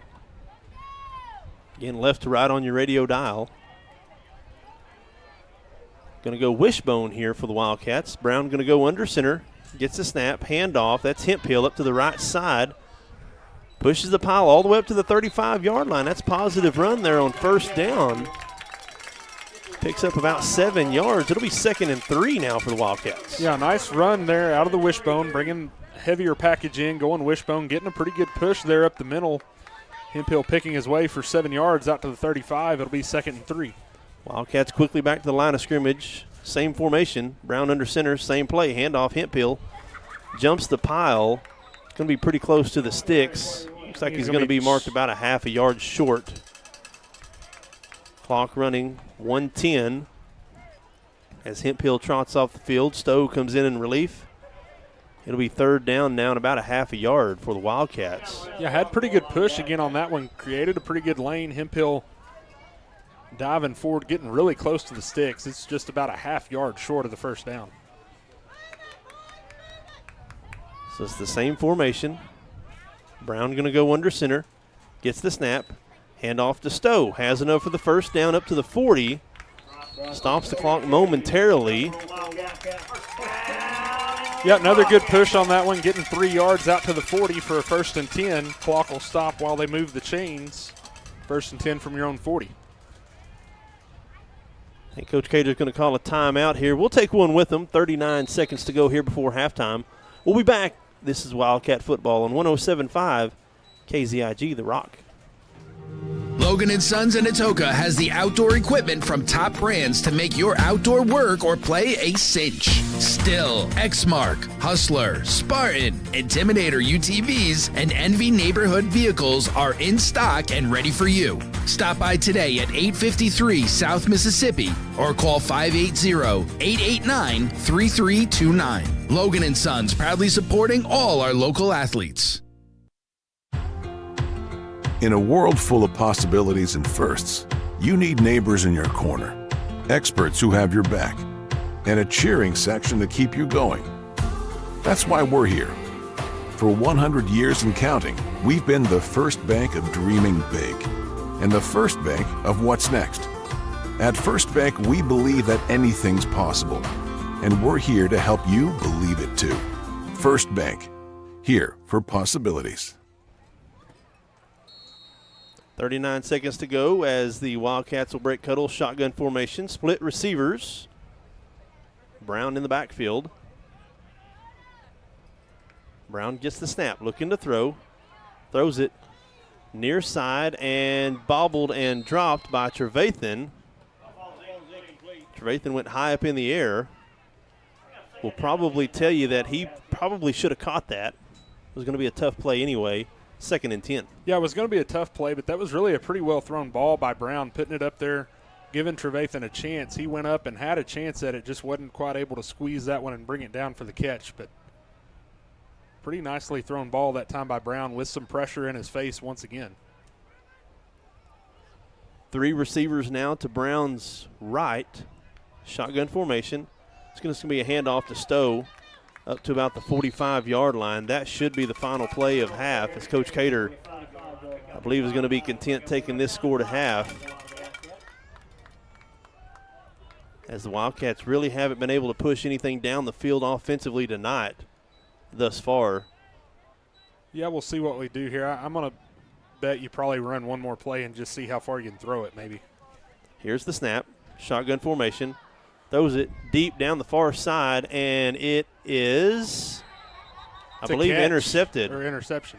That is an interception by Beggs, and that is how we end the first half. 34-0 here at halftime. We'll take a break. This is the Logan & Sons halftime show. We'll be back here on 107.5 KZIG, The Rock. Brown's Funeral Service in Atoka, Coalgate, Durant, and Medill are proud to be a part of the communities they serve. Since 1994, Brown's Funeral Service has proudly supported nonprofits, police and fire departments, local military members, and area schools. The staff at Brown's Funeral Service takes great pride in these endeavors because they realize it's more than being in business. It's about being a thread in the fabric of our community. Brown's Funeral Service, where service begins but never ends. This is Eric Studeville, inviting you to buy the Studeville way. Whether you're looking for open roads Or you like them built tough, there is only one way to buy your vehicle. and that's the Studeville way. Studeville Chevrolet, 851 Westside Drive in Durant, and StudevilleChevrolet.com. And Studeville Ford, 1601 South Mississippi in Atoka, and StudevilleFord.net. The Studeville family of dealerships, Proudly serving you and your communities. In a world full of possibilities and firsts, you need neighbors in your corner, experts who have your back, and a cheering section to keep you going. That's why we're here. For 100 years and counting, we've been the first bank of dreaming big and the first bank of what's next. At First Bank, we believe that anything's possible, and we're here to help you believe it too. First Bank, here for possibilities. Logan & Sons in Atoka has the outdoor equipment from top brands to make your outdoor work or play a cinch. Still, Exmark, Hustler, Spartan, Intimidator UTVs, and Envy neighborhood vehicles are in stock and ready for you. Stop by today at 853 South Mississippi or call 580-889-3329. Logan & Sons, proudly supporting all our local athletes. And we're back here at Donald Mike Mayer Field for the Logan & Sons halftime show as we have the Pee Wee cheerleaders on the field. So we'll let you guys at home watch this.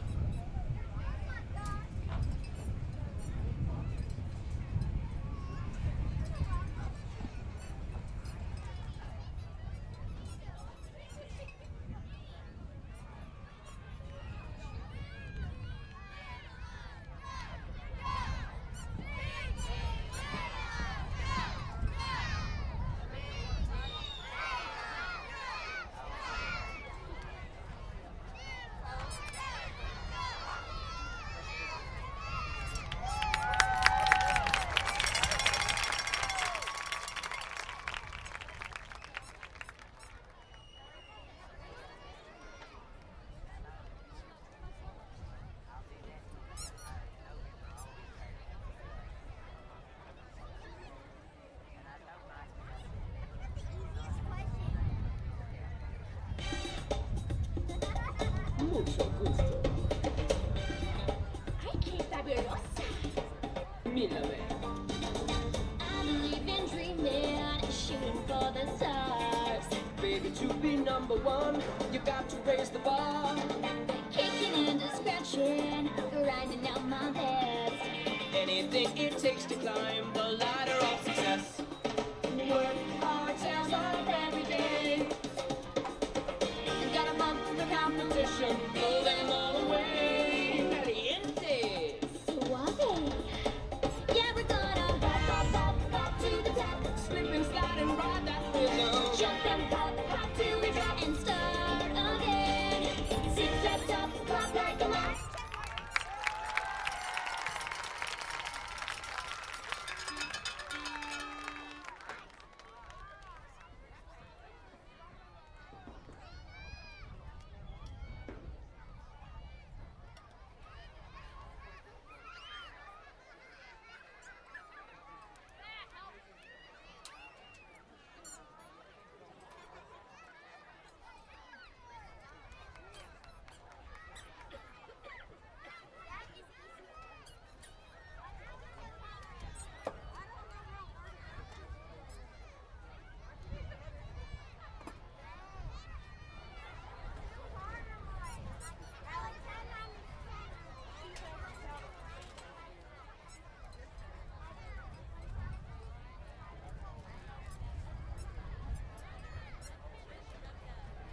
This is the Logan & Sons halftime show, as it's the cutest night of the year for the halftime shows, as the little little kid cheerleaders are out doing the performance, so they're getting the next group lined up to go. Again, whether you're taking on large commercial landscapes or your own backyard, trust Logan & Sons with a full line of Stihl, Hustler, Exmart, and Spartan outdoor power equipment. You can follow Logan & Sons on Facebook, located off of Mississippi in Atoka.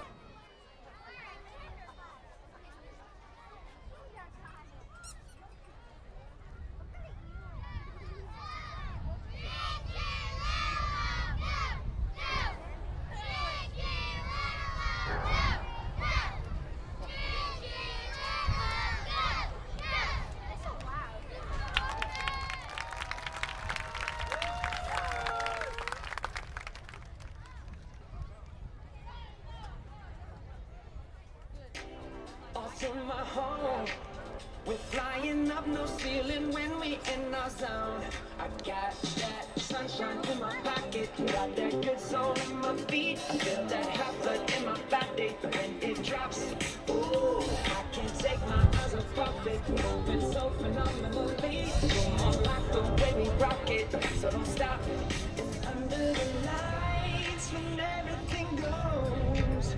Nowhere to hide when I'm getting you close. When we move, well, you already know. So just imagine. Nothing I can see but you when you dance.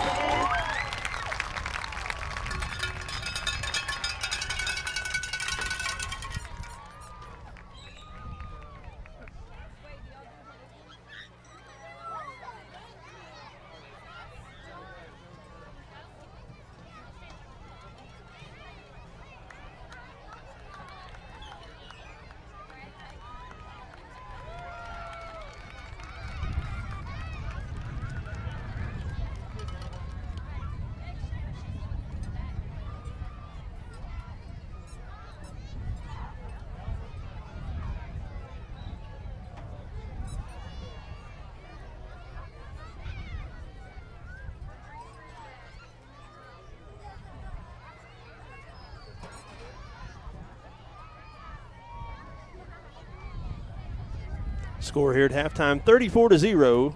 14 and a half minutes here to go at halftime as the Pee Wee cheerleaders, the next age group, makes their way onto the field. This is the Logan & Sons halftime show. Following this last performance here, I believe the marching band will be performing next. We'll have some scores from across the district, as well as some first half stats here from Donald Mike Mayerfield.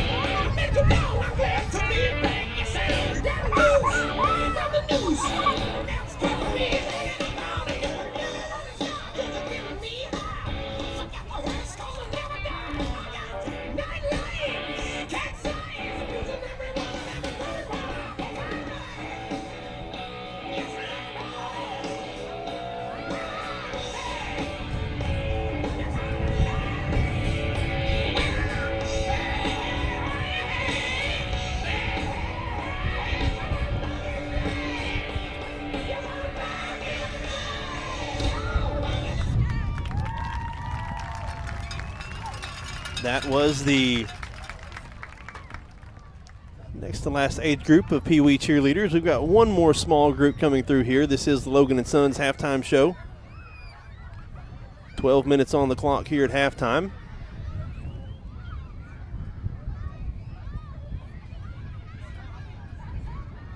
Beggs Demons lead 34-0 over Coalgate.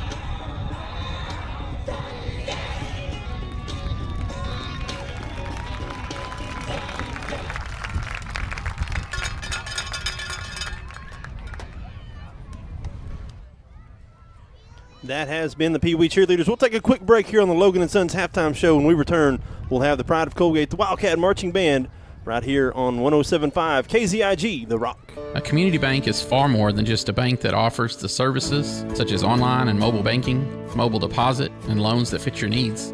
A community bank invests in the community it serves. Your phone call will be answered by local people you already know and will make you feel welcome by greeting you as you enter the lobby. At Shamrock Bank, we effectively combine convenient banking technology with people you know and trust. It really is the people that make the difference. At Shamrock Bank, you are more than a customer, and we are more than a bank. Shamrock Bank, member FDIC. When it rains, it pours, so it's important for you to get the coverage that meets your needs. Farmers Insurance agent Lucinda Holland can help you understand your options so you can prepare for what the forecast brings. We know a thing or two because we've seen a thing or two. Learn more by calling Agent Lucinda Holland at 580-889-3744 to find out how she can help you protect the things that matter most to you. That's Lucinda Holland. We are farmers. Bum, bum, bum, bum, bum, bum. Underwritten by Farmers Truck Fire Insurance Exchanges and Affiliates. Products not available in every state. Cole County General Hospital is proud to stand behind our Coalgate Wildcats, committed to being a leader in health services and dedicated to improving each and every life we touch. Cole County General Hospital is a community-minded organization supporting our local businesses with resources and our community with care. We're located at 6 North Covington Street in beautiful Coalgate, Oklahoma. Stop in today or go to our website at ccghospital.com and see how we can help you. Cole County General Hospital. Go Wildcats. And we're back here, push that button right there, and we're back here on the Logan & Sons halftime show. As 8.5 minutes to go, as we got some scores from across the area, kind of the game of the week in Norman. The first place Holdenville Wolverines hold a 6-3 lead over the third place in the district, Community Christian Royals, 6-3 at halftime. I would say the surprise score, though, is happening in Tishomingo, as the Tishomingo hosting Dibble, 8-8 at halftime there in Tishomingo. And Davis taking care of business against Comanche, 42-0 at halftime. Blaine's got some first half stats for this game. Yeah, stats, first half for the Wildcats. The stats are not pretty, as you can imagine from the score. Wildcats 17 carries for 23 yards running the football. 5 out of 15 throwing the ball for -2 yards. No touchdown, 1 interception. Have also lost a fumble, just 1 out of 8 on third down. So 21 total yards of offense for the Wildcats in the first half. For Beggs, it's 10 first downs gained. They have 18 carries for 185 yards, so a little hair over 10 yards a carry. 4 out of 7 throwing the ball for 107 yards, 2 touchdowns, no interceptions. They have lost 1 fumble. do have 5 penalties for 55 yards. They're 1 out of 3 on third down. Actually, excuse me, they're 2 out of 4 on third down, as that last long touchdown pass actually came on a third down play as well. Yeah, that score, like you're talking about, Dibble and Tishomingo, that's surprising. You know, Dibble's sitting in a position, they're in 5th right now, but with who they have left to play, they control their own destiny. If they win out, they're in. You know, they have Tisch this week, then Coalgate, and then they finish up with Beggs. You know, it's kind of surprising that they're struggling as much with Tishomingo as they are tonight. That's who the Wildcats play next week. We'll have Demons back-to-back, Blaine, as we'll travel to the Dibble Demons next week for the final road game of the season for the Wildcats. But we'll step aside now. This is the pride of Coalgate, the Wildcat Marching Band.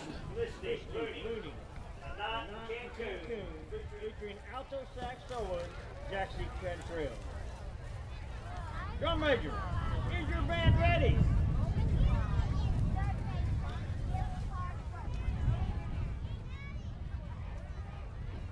And now the pride of Coalgate, Oklahoma, the Wildcat Marching Band.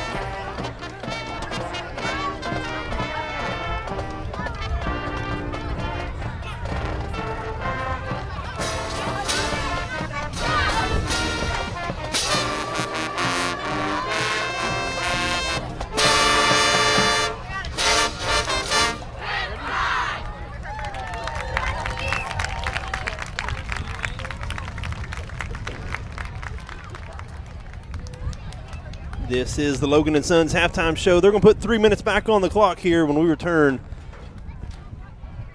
right here on 107.5 KZIG, The Rock. My name is Dr. Matt Holcomb. I'm the owner of Custom Dental in Vitoka. We pride ourselves to always being up to date with the newest in technology in dentistry. Have you ever wondered what it would take to have that smile you've always dreamed of? Come visit us at Custom Dental in Vitoka. We'd love to go over that with you. If it's implants, if it's braces, if it's cosmetic dentistry, we'll do whatever it takes to get that smile that you've always hoped for and dreamed of. We love serving people, love serving our community, love serving God. Come see us and see how we can take care of all your dental needs. Brown's Funeral Service in Atoka, Coalgate, Durant, and Medill are proud to be a part of the communities they serve. Since 1994, Brown's Funeral Service has proudly supported nonprofits, police and fire departments, local military members, and area schools. The staff at Brown's Funeral Service takes great pride in these endeavors because they realize it's more than being in business. It's about being a thread in the fabric of our community. Brown's Funeral Service, where service begins but never ends. With Chevy trucks, be ready for adventure. With power you can count on. Capability that doesn't compromise. A hard-working EV with more range than any competitor and the potential to take you anywhere. It's Chevy truck season. Get 0% financing plus make no monthly payments for 90 days on all 2024 Silverado 1500 pickups. See your Texoma Chevy dealers. And we're back on the Logan & Sons halftime show, roaming the neighborhood with the back 40. Do it in an Intimidator UTV or an NV crossover. Test drive one today at Logan & Sons off Mississippi in Atoka. I do want to mention, if you have nothing going on November 9th, try to make your way up to the Coalgate High School gym for a 3-on-3 basketball tournament. All proceeds go toward the Coalgate High School boys and girls basketball program. They will have a free throw contest, a three-point contest. Concession stand will be available, as well as old basketball jerseys. Will be half court, 2-minute halves, 2 10-minute halves, excuse me. You can have up to 5 people on a team. And no Coalgate athletes are allowed to play. So they will have age groups, so the old fogies can have their group. I believe it's boys and girls will have a group. We mentioned talking at halftime if we wanted to play, but I think we're too broke down and stove up to play. I think we just end up blowing knees or hips or something. And I don't need those medical bills that would come from that. If you've got any questions, contact the new boys basketball coach, Josh Talley, or the legend, Tasha Haley, the girls coach. $100 per team. Again, that's November 9th. You can find more information on Facebook if you are looking to play. This has been the Logan & Sons halftime show as both teams have made their way out onto the field. As the Beggs Demons will have possession here to start the second half, Blaine. It's 34-0. You know, we mentioned before the game started, this was basically a playoff game for the Wildcats, needing to win tonight to have a shot to get into the playoffs. You know, barring a miracle here for the Wildcats, you know, you've got a couple of games coming up here in the season. Still a very successful season here for the Wildcats as they come out here in the second half. What are some things that you're wanting to see to kind of build toward finishing the season strong for the Wildcats? Well, you just want to keep playing hard and see if you can find some areas to improve on here in this second half. See if you can get the offense moving the ball a little bit better, a little bit more consistent than you've had in that first half. See if you can get a little bit better, a little bit sounder tackling defensively and a little bit sounder play in as far as run fits. But, you know, you're just looking for improvement at this point. You know, it's 34-0. It's going to be a huge mountain to try to climb as far as to make a comeback. So just keep playing hard and try to improve yourself, get better with each and every play is what you're trying to accomplish here in the second half. 12 minutes on the clock. The Wildcats will be going left to right on your radio dial. That would be south to north. Again, I want to thank everybody for joining us, tuning in tonight. I am Cody Newberry, Blaine Riley, Nathan Harden on the camera. Thank you for tuning in and joining us not only tonight but all season long. We can't do this without everyone tuning in and watching us. And also want to mention the sponsors. Sponsors really help us out throughout the season, bringing you the video and audio back at home. And here's the kickoff from Walkup. Kick to the near side, fielded at the 25, going backwards to the 20. now head full of steam up the middle to the 30, to the 35. Forward progress is going to get him to the 35, and that's where the Beggs Demons will take over to start the first offensive series here out of halftime. Yeah, good kick coverage that time by the Wildcats, getting him bottled up after just about a 10-yard gain on that return, and unfortunately it looks like there's a Wildcat down. It's going to be Tate Diaz who's down. Again, Tate, he's been kind of nursing some injuries all season long. A very talented senior for the season. Diaz has 346 receiving yards, averaging 18 yards a reception, has 6 touchdowns on the year as well. Good to see Diaz come up and running off the field on his own accord. Yeah, I've been kind of nursing a banged-up knee a little bit. Hopefully he'll be all right and can continue on as this game progresses. So the Demons will come out starting at their own 35-yard line, right to left on your radio dial. 3 receivers to the right.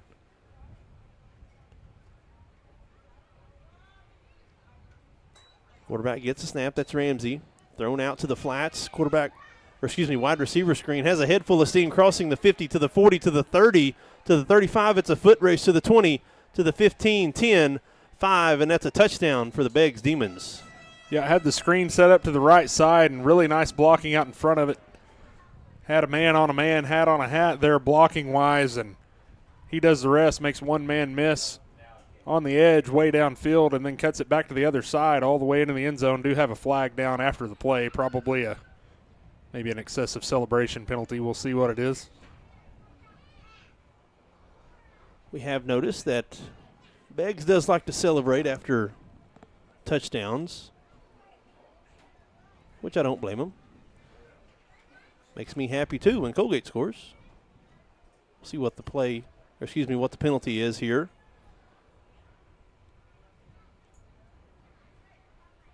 So right now the score is 40-0 in favor of the Demons after the first play out of halftime. That's an unsportsmanlike conduct against the Beggs Demons.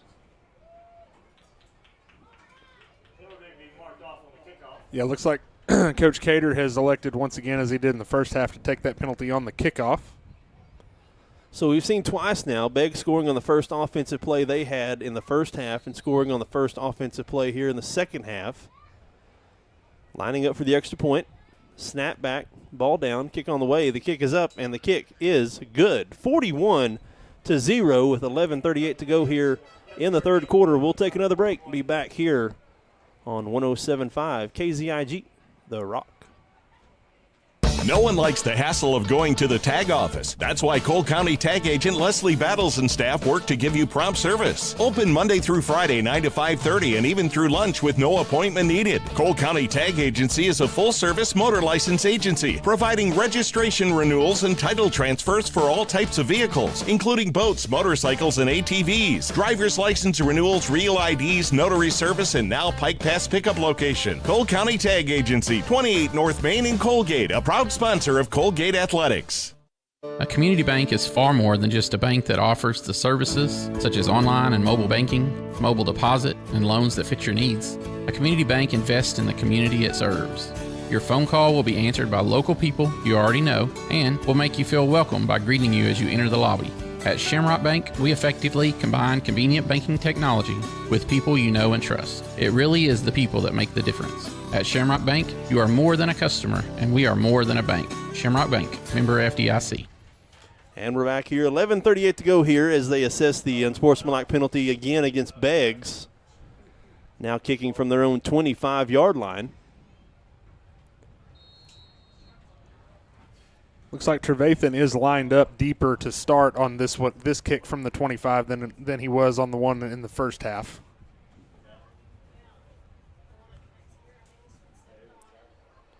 So here's the kick now from the 25.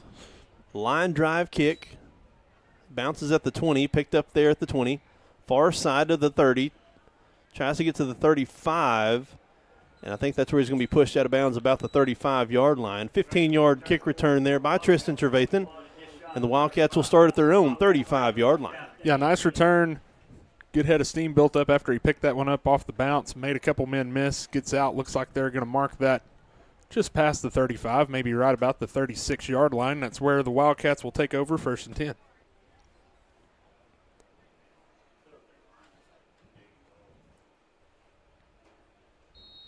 So if the scores hold tonight, Beggs will continue to hold that 4 spot down for that final 4th and final playoff position, as Beggs has already played the top 3 teams in the district, as those teams now I think are going to jockey here the last 3 weeks between each other to figure out what they're going to do. Here's the first play, handoff to the running back up the middle.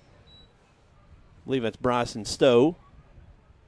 Picks up about 2 yards on that first down run. 2nd and 8 now coming up for the Wildcats. Yeah, not a bad first play there offensively, finding a little bit of room over the left side of that offensive line, getting it out to, looks like about the 39-yard line. That's a gain of 3. It'll be 2nd down and 7 for the Wildcats from their own 39. 3 receivers now to the right of Brown. He's going to get the start coming out of halftime as Davis Grant was injured in the first half. Quick pass to the near side, thrown wide of Diaz, falls incomplete.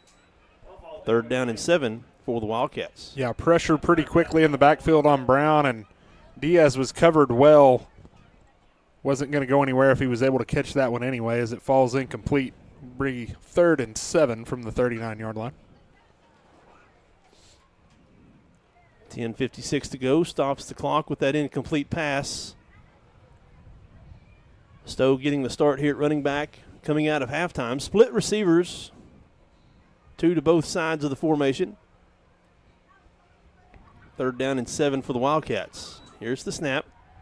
Under pressure, steps up, and he's going to go down as a sack. Hit hard there on that cleanup there by the linebacker. Was held up by the other linebacker, and a big hit. Brown takes going down on the sack. It'll be 4th and about 15 coming up now for the Wildcats. Yeah, once again, just pressure brought up the middle by Beggs. They're just consistently bringing an extra man on the blitz, one more than the line can block, and they get a free rush through there and put a big hit on Colby Brown back to the 32-yard line on that sack. It'll be 4th and 14, and the Wildcats look like they will punt. Trevathan standing at his own 20, awaiting the snap. Here's the snap under pressure, and that's going to go sideways. Ooh. Bounces off the top of the chain link fence. Yeah, he had pressure. Barely got back to the original line of scrimmage. Yeah, Beggs brought pressure off of the left side of the line there and came close to getting that punt. Trevathan did just barely get it off, and looks like they're going to mark it at about the 36-yard line, so just a very short punt there, only about a 4-yard punt. Beggs will take over at their own 36-yard line, leading 41-0. Ramsey gets the snap, handoff to the running back. Far side has the edge to the 30, up to the 25.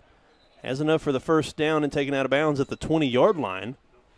Pickup of about 15, 16 yards on that first down run. Moves the sticks down to the Coalgate 21. Yeah, had a lot of room over that right side of the offensive line. Good blocking and weaves his way down. Looks like they put it down at the 22. Be a gain of 14 and a first down for Beggs.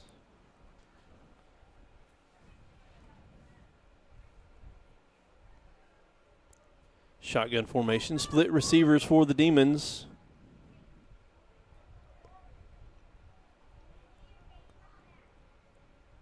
Ramsey gets the snap. Quick pass, far side on the sideline. Has some room to run to the middle, up to the 15. Pushing the pile. The pile ends up going backwards. Right at the line to gain inside the 15. Looks like they're going to mark him at the 14. Going to be about a yard shy of that first down to go.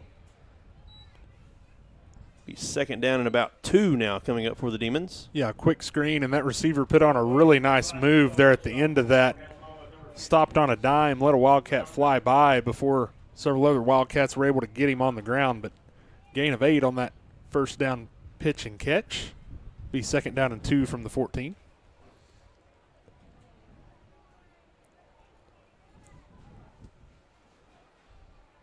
Same formation now for the Demons. Ramsey sends a receiver in motion. It's a pitch to that receiver running to the left side, trying to get to the outside. Flag coming in, and is going to be shy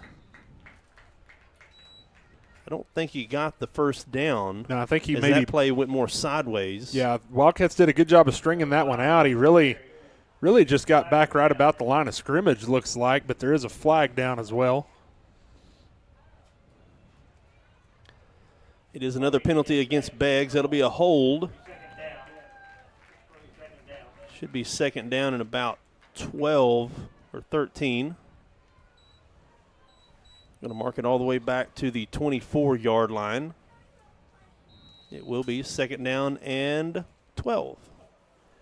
Yeah, Wildcats defended that one nicely, strung it out, and got the holding penalty on top of it to make it second and 12 here from the 24.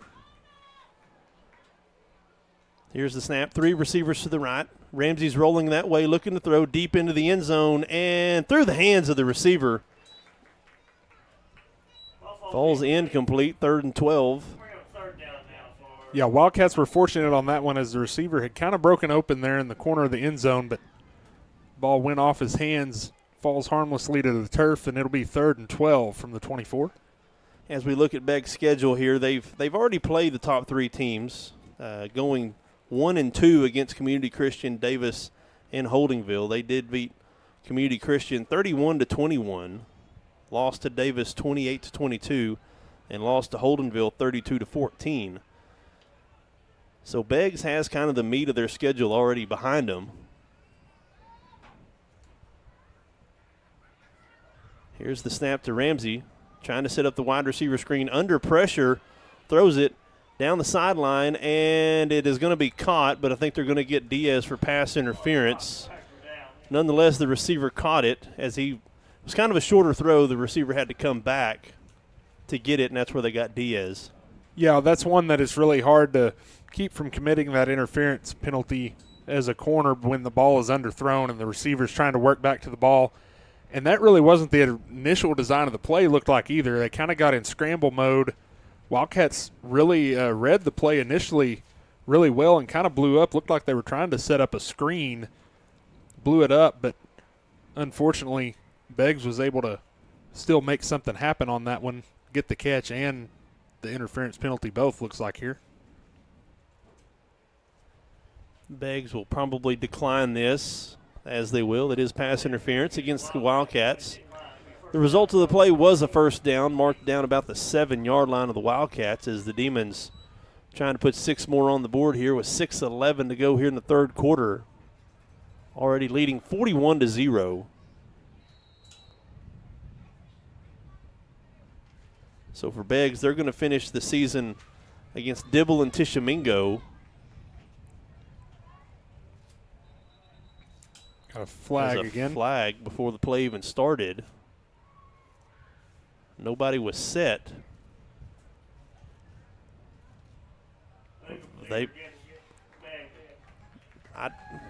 That's a little early, but they were just running up to the ball. I didn't think they even had time to get set. I didn't think so either. I mean, I'll take it, but that's a 5-yard penalty. Pushes them back to about the 13-yard line. 1st and goal. Another high snap. Ramsey's going to keep it himself around the left side now, back up to the middle to the 10. Lowers his shoulder, got the penalty yards back. They're going to mark him at the 7-yard line. 2nd and goal now for the Demons from the Coalgate 7. Yeah, defense read that one pretty well. He was able to get about 5 yards on that scramble. Got him down, like you said, about the 7, which was the original line of scrimmage before the penalty. So now it'll be 2nd and goal from about the 7 or 8-yard line. Wildcats will be on the road for the final time next week as the Wildcats travel to Dibble, just west of Purcell. I believe that's Highway 28. I think that's what that is. Ramsey gets the snap. Handoff, running back, right side, back to the middle, crossing the 5. Didn't get to the goal line, though. They're going to mark him at about the 4.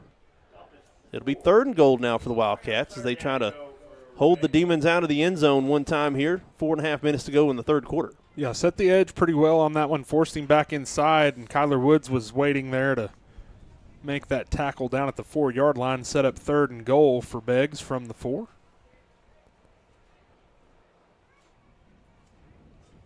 Game clock just a little over 4 minutes to go here in the third quarter. 3rd and goal from the Coalgate 4. Beggs quickly to the line of scrimmage. Gets the snap. Quarterback draw up the middle. Makes a man miss and tries to get to the sideline and does. Just gets inside the pylon there in the front corner. Crosses the goal line for another 6. 47-0 now in favor of Beggs. Yeah, just a nice job that time by the quarterback on the design run of making a Wildcat miss in the hole. Once again, that's happened several times tonight. And once he made that man miss, he had enough speed to get to the edge and get to the pylon for the 4-yard touchdown run. The Demons now line up for the extra point. Snap back, ball down, the kick on the way. The kick is up, and it's plenty good. 48-0. 3:53 to go here in the third quarter. We'll take another break. Be back here on 107.5 KZIG, The Rock. In a world full of possibilities and firsts, you need neighbors in your corner, experts who have your back, and a cheering section to keep you going. That's why we're here. For 100 years and counting, we've been the first bank of dreaming big and the first bank of what's next. At First Bank, we believe that anything's possible, and we're here to help you believe it too. First Bank, here for possibilities. H&L Custom Processing is proud to support the Coalgate Wildcats. A family-owned business by Gary and Charity Hensley, H&L offers custom processing of wild game as well as local livestock. H&L is USDA certified and makes it a goal to provide excellent service, cleanliness, and up-to-date processing services in their state-of-the-art facility. With immediate openings for beef and pork processing, H&L is here to help get your team ready for tailgating or backyard cookouts this season. Stop by and check out their facility in Coalgate or call 580-258-0263 for more. And we're back here as the Beggs Demons get set to kick this away from their own 40-yard line. 3:53 to go here in the third quarter. Trevathan standing back at his own 15-yard line, and here's the kick. The line drive kick to the near side, bounces it to 15. Trevathan kicks it to the 5, picks it up. Now has some room to run to the 10 to the 15, and it's going to be taken down. Ball's out, and I think Beggs got it. Stripped is Trevathan, and I think Beggs, still no decision. Ball definitely came out. But was Trevathan down, I think, is what Coach Cater is arguing. Nope, they're going to give it to Beggs.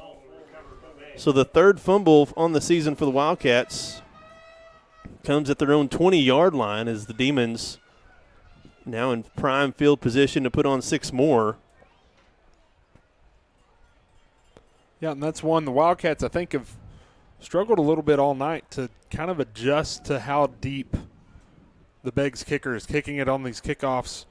Trevathan probably needs to start off about 5 yards farther back than he was even on that one. As strong a leg as this kicker has, he's trying to have to catch that while he's running backwards, and it's really hard to do. He gathered it up, but then as he's trying to make something happen on the return, fumbles it away at the very end, and Beggs gets on it at the Wildcat 20. And looks like we're going to have some backups coming in for Beggs.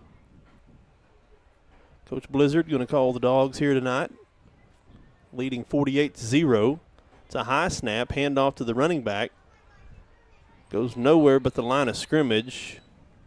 Might have even lost a yard on that first down run. Back to the 21-yard line, 2nd and 11 coming up for the Demons. Yeah, that play was just off a little bit from the beginning. The snap was kind of high and a little bit slow getting back to the quarterback, threw the timing off. Wildcats did a good job of taking advantage of that, getting in the backfield, getting him on the ground for a loss of about 1.5 yards. Be 2nd and 11 from the 21. Quarterback now for the Demons, number 18, the freshman Britton Martin, 6'2", 190-pound quarterback. Big framed quarterback for the Demons coming in relief of Ramsey. Shotgun formation. Martin gets the snap, handoff to the running back, tries to get to the right edge. Flag comes in. Tackled down about the 15-yard line. We'll see what the flag is, usually in the area of holding. Yeah, I would anticipate that's probably what this is going to be. Looks like Jason Williams, a freshman running back, doing the running duties now. 5'7", 180.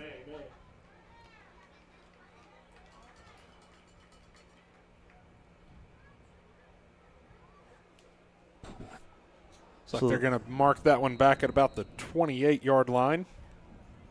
That will bring up second down and 18 from the 28 for Beggs. Clock now running, 1:35 to go here in the third quarter.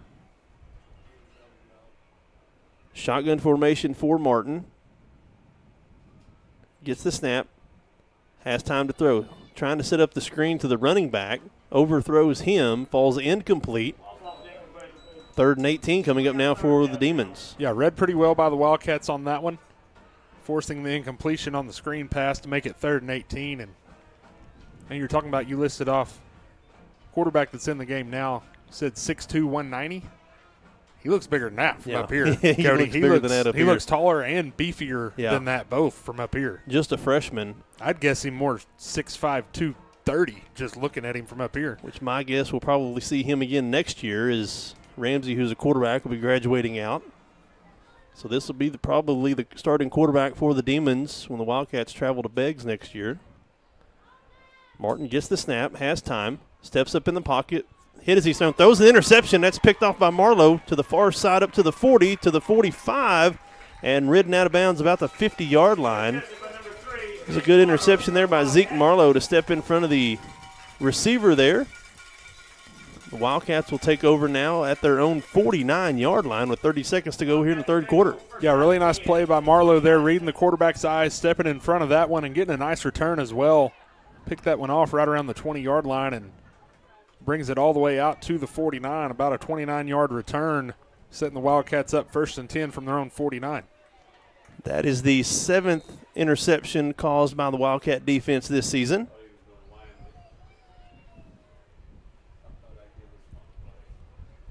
Wildcats have done a good job this season. They've caused the opponent's offense turn the ball over 16 times through 8 games.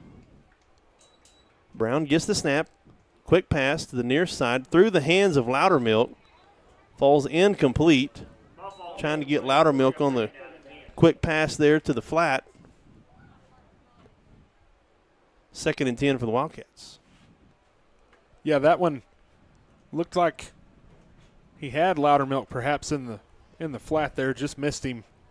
That one bounced off his hands, and then Diaz gave a good effort to try to get it before it hit the turf, but it did hit the ground, and that'll be the end of the third quarter, looks like. That's the final play of the third quarter as we move to the final frame here at Donald Mike Mayer Field. It's 48-0 in favor of the Beggs Demons. We'll take another break. This is Wildcat Football on 107.5 KZIG The Rock. This is Eric Studeville inviting you to buy the Studeville way.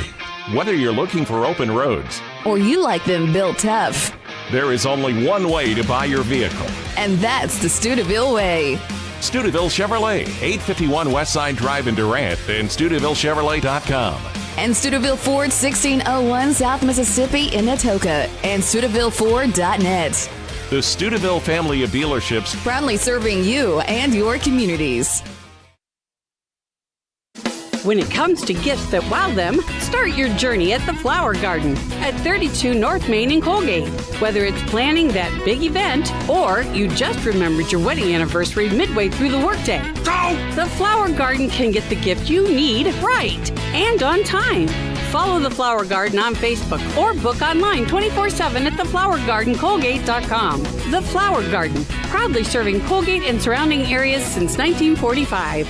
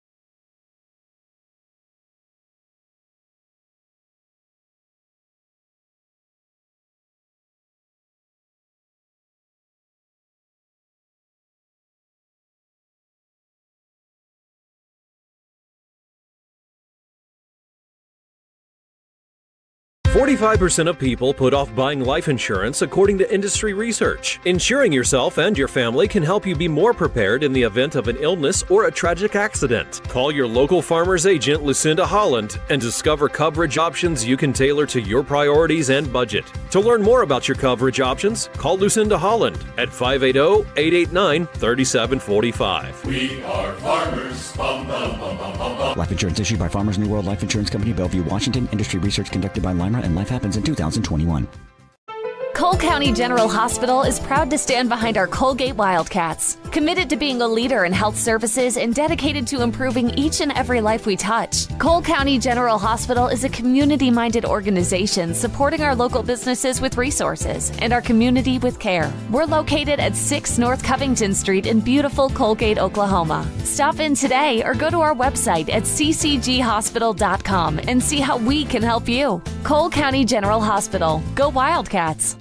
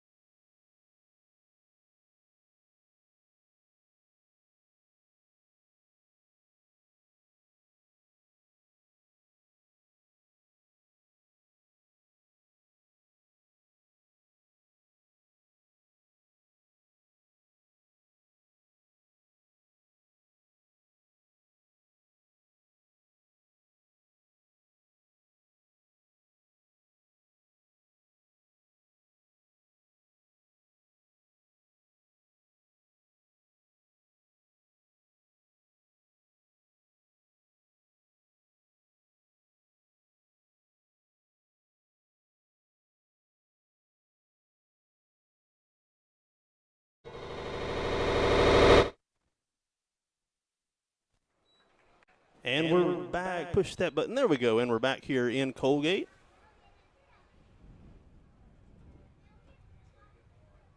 .3:33 to go here in the fourth quarter. Not sure what happened. Lost audio all of a sudden. But we're back here as the Beggs Demons are trying to close this out here in Donald Mike Mayer Field. 3:20 to go here. Second down and 8 now for the Beggs Demons at their own 36-yard line as Martin still in at quarterback. Gets the snap, handoff, running back around the left side, now back to the middle, up to the 40, pushing the pile, falling forward up to the 42-yard line. Yeah, had quite a bit of room on that one around the left side. They had it blocked up pretty nicely as he gets out to the 42. That's a gain of about 6 on that one. Bring up third down and about 3 here for the Demons. Again, hang on right here after the ball game for the Farmers Agent Lucinda Holland postgame show. We'll also have the First Bank star of the game.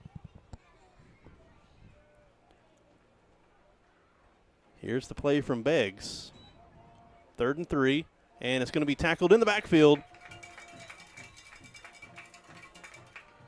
It's going to be number 52 on the tackle there, Jet Burris, getting some run, as well as 24, Cato Pebworth. Yeah, good job there by a couple of young Wildcats getting in the backfield on that one, getting the runner down for a loss of a yard to make it 4th and about 4 for the Demons from their own 41. 4th and 4 now coming up. See what Coach Blizzard decides to do here on a 4th down play. Looks like he's going to call a timeout probably. He is going to call a timeout here with 1:45 to go. Stops the clock with 1:44. We'll leave it right here. It's 4th and 4.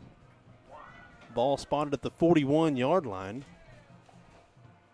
And I want to thank everybody for tuning in and joining us tonight, as it's been all Beggs all the time here tonight. 48-8 is the score here.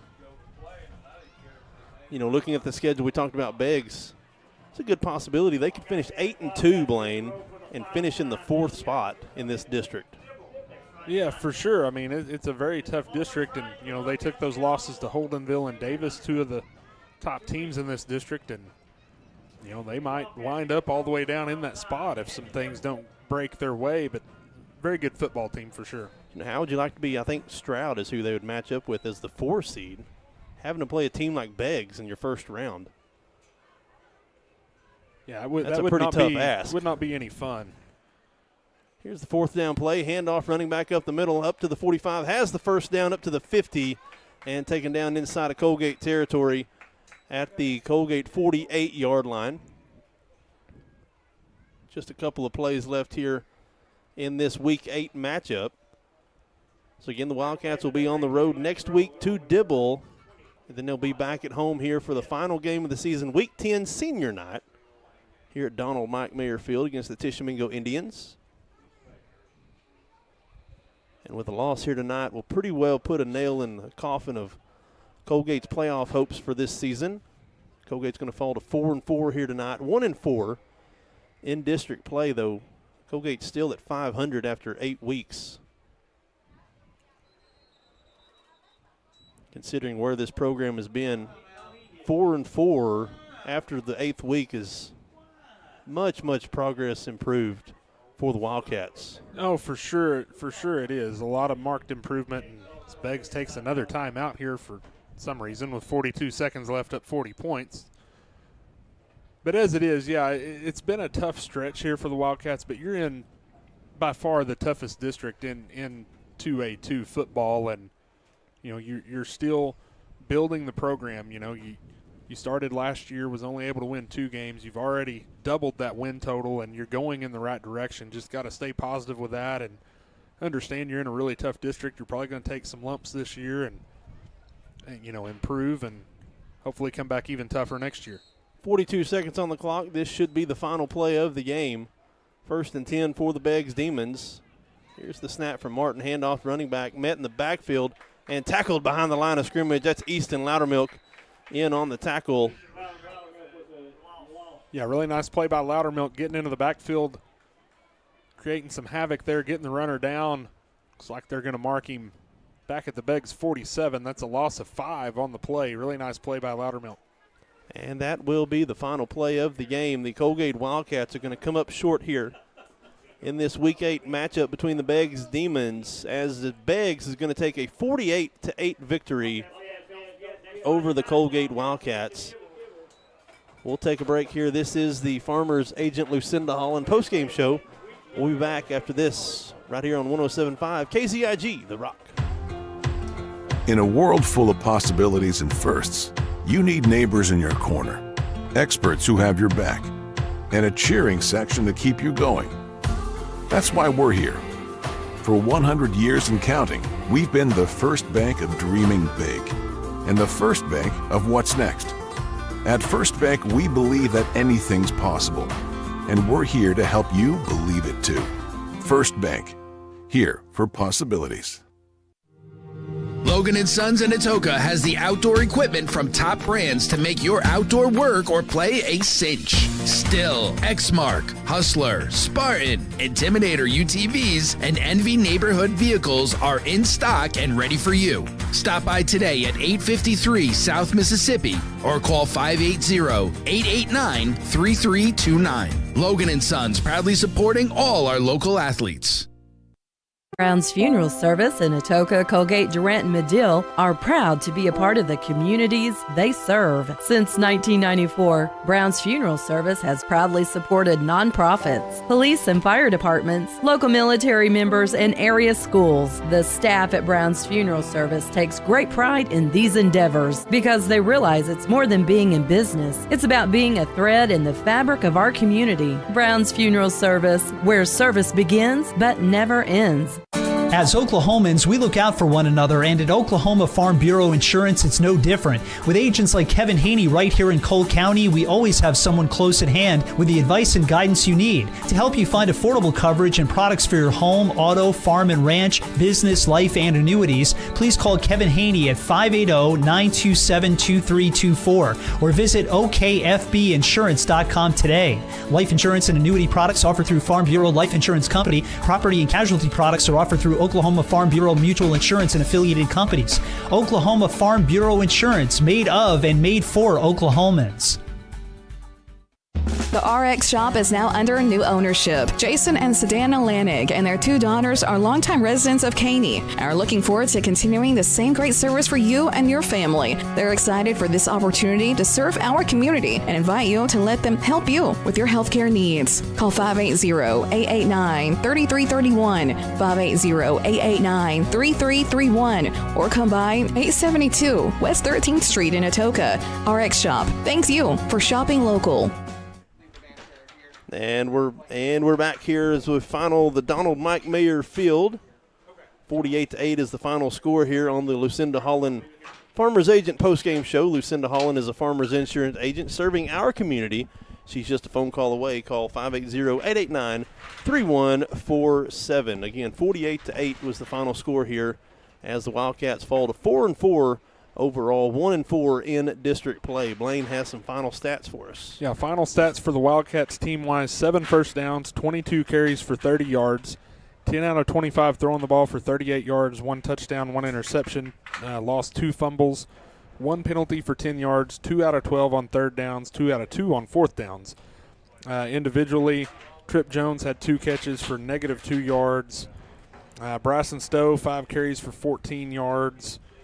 Davis Grant, before the injury, 3 carries for -2 yards, 2 out of 7 throwing the ball for -7 yards. Tristan Trevathan, 2 carries, 13 yards, 2 catches, 15 yards. Colby Brown in relief, 2 carries for -20 yards, 8 out of 18 throwing the ball for 45 yards, 1 touchdown, 1 interception. Tate Diaz, 5 catches, 19 yards, the 1 touchdown. Shea Barnett, 4 carries, 13 yards. Rowdy Hemphill, 6 carries for 12 yards. Team-wise for Beggs, 15 first downs, 28 carries for 222 yards on the night. 7 out of 13 throwing the ball for 197 yards, 3 touchdowns, 1 interception. They also lost 1 fumble. They had 10 penalties for 90 yards, 3 out of 7 on third down. 4 out of 8 on third down, 1 of 1 on fourth down. So an offensive kind of struggle tonight for the Coalgate Wildcats, again, as they fall to 4-4, 1-4 in district play. Will be tied with Comanche at the conclusion of tonight. As it looks like Dibble's going to pick up a victory as we get some scores from across the district. Davis took care of business against Comanche. 42-7 is the final there. As of right now, Dibble is pulling ahead of Tishomingo 16-8 in the fourth quarter. And Holdenville, after tonight, is going to hold on to that 1 spot against Community Christian. They lead 22-3 in Norman. Everything will be coming down for that 1 seed to Holdenville and Davis. Do they play next week or the last week? I'm not sure. I haven't looked. I want to say it might be next week. It may be next week. So the district could definitely come down to those 2 teams there as Davis and Holdenville continue after tonight. Will be 5-0 in district. We'll take one more break. When we return, we'll have the First Bank star of the game right here. This has been Coalgate Football presented by First Bank. H&L Custom Processing is proud to support the Coalgate Wildcats. A family-owned business by Gary and Charity Hensley, H&L offers custom processing of wild game as well as local livestock. H&L is USDA certified and makes it a goal to provide excellent service, cleanliness, and up-to-date processing services in their state-of-the-art facility. With immediate openings for beef and pork processing, H&L is here to help get your team ready for tailgating or backyard cookouts this season. Stop by and check out their facility in Coalgate or call 580-258-0263 for more. A community bank is far more than just a bank that offers the services such as online and mobile banking, mobile deposit, and loans that fit your needs. A community bank invests in the community it serves. Your phone call will be answered by local people you already know and will make you feel welcome by greeting you as you enter the lobby. At Shamrock Bank, we effectively combine convenient banking technology with people you know and trust. It really is the people that make the difference. At Shamrock Bank, you are more than a customer, and we are more than a bank. Shamrock Bank, member FDIC. Looking for the perfect outfit or a unique gift? Visit Triple Heart Boutique. The latest trends in women and children's clothing, stylish accessories, and charming decor. Show your team pride with their exclusive Spirit Wear collection. Need an energy boost? Stop by for one of their refreshing teas and stay glowing all year long with their tanning and red light beds. Open Tuesday through Friday from 6 to 6 and Saturday 10 till 2. Visit Triple Heart Boutique at 117 North Main Street in Coalgate. This is Eric Studeville, inviting you to buy the Studeville way. Whether you're looking for open roads Or you like them built tough.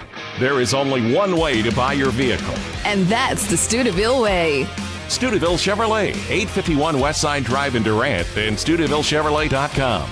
And Studeville Ford, 1601 South Mississippi in Atoka. And StudevilleFord.net. The Studeville family of dealerships, Proudly serving you and your communities. When it rains, it pours, so it's important for you to get the coverage that meets your needs. Farmers Insurance agent Lucinda Holland can help you understand your options so you can prepare for what the forecast brings. We know a thing or two because we've seen a thing or two. Learn more by calling agent Lucinda Holland at 580-889-3744 to find out how she can help you protect the things that matter most to you. That's Lucinda Holland. We are farmers. Bum, bum, bum, bum, bum, bum. Underwritten by Farmers Truck Fire Insurance Exchanges and Affiliates. Products not available in every state. This is the Farmer's Agent Lucinda Holland postgame show. If you're looking for an insurance agent who can help you understand your options, call Lucinda Holland at 580-889-3147 as we'll now present the First Bank Star of the Game. Yeah, tonight we're going to go with Tate Diaz for that. He had 5 catches for 19 yards and the lone touchdown of the night for the Wildcats, so congratulations to Tate. You can get paid for making good grades with First Bank's iStudent checking account, good for ages 13 to 21. For more information, visit any First Bank location and ask about First Bank's iStudent checking. So that'll wrap things up here from Donald Mike Mayer Field. 48-8 is the final score as the Wildcats basically kind of fall out of playoff contention now with 2 weeks remaining against Dibble, and that's where the Wildcats will head to next week. Going to Dibble, we'll have pregame at 6:45, kickoff at 7. On behalf of myself, Cody Newberry, Blaine Riley, Nathan Harden on camera, everybody back at the mothership in Durant. I want to thank everybody for tuning in and joining us. Join us next week, 6:45, as we'll be broadcasting live from Dibble. This has been Wildcat Football, presented by First Bank.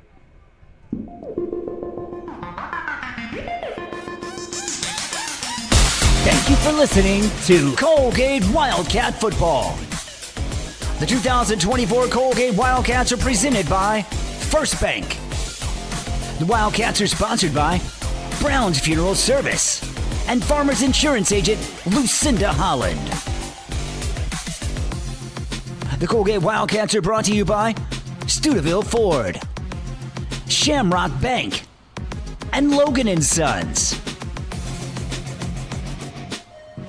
Coalgate Wildcat Athletics are also sponsored by Cole County Farm Bureau, Triple Heart Boutique, and H&L Customs.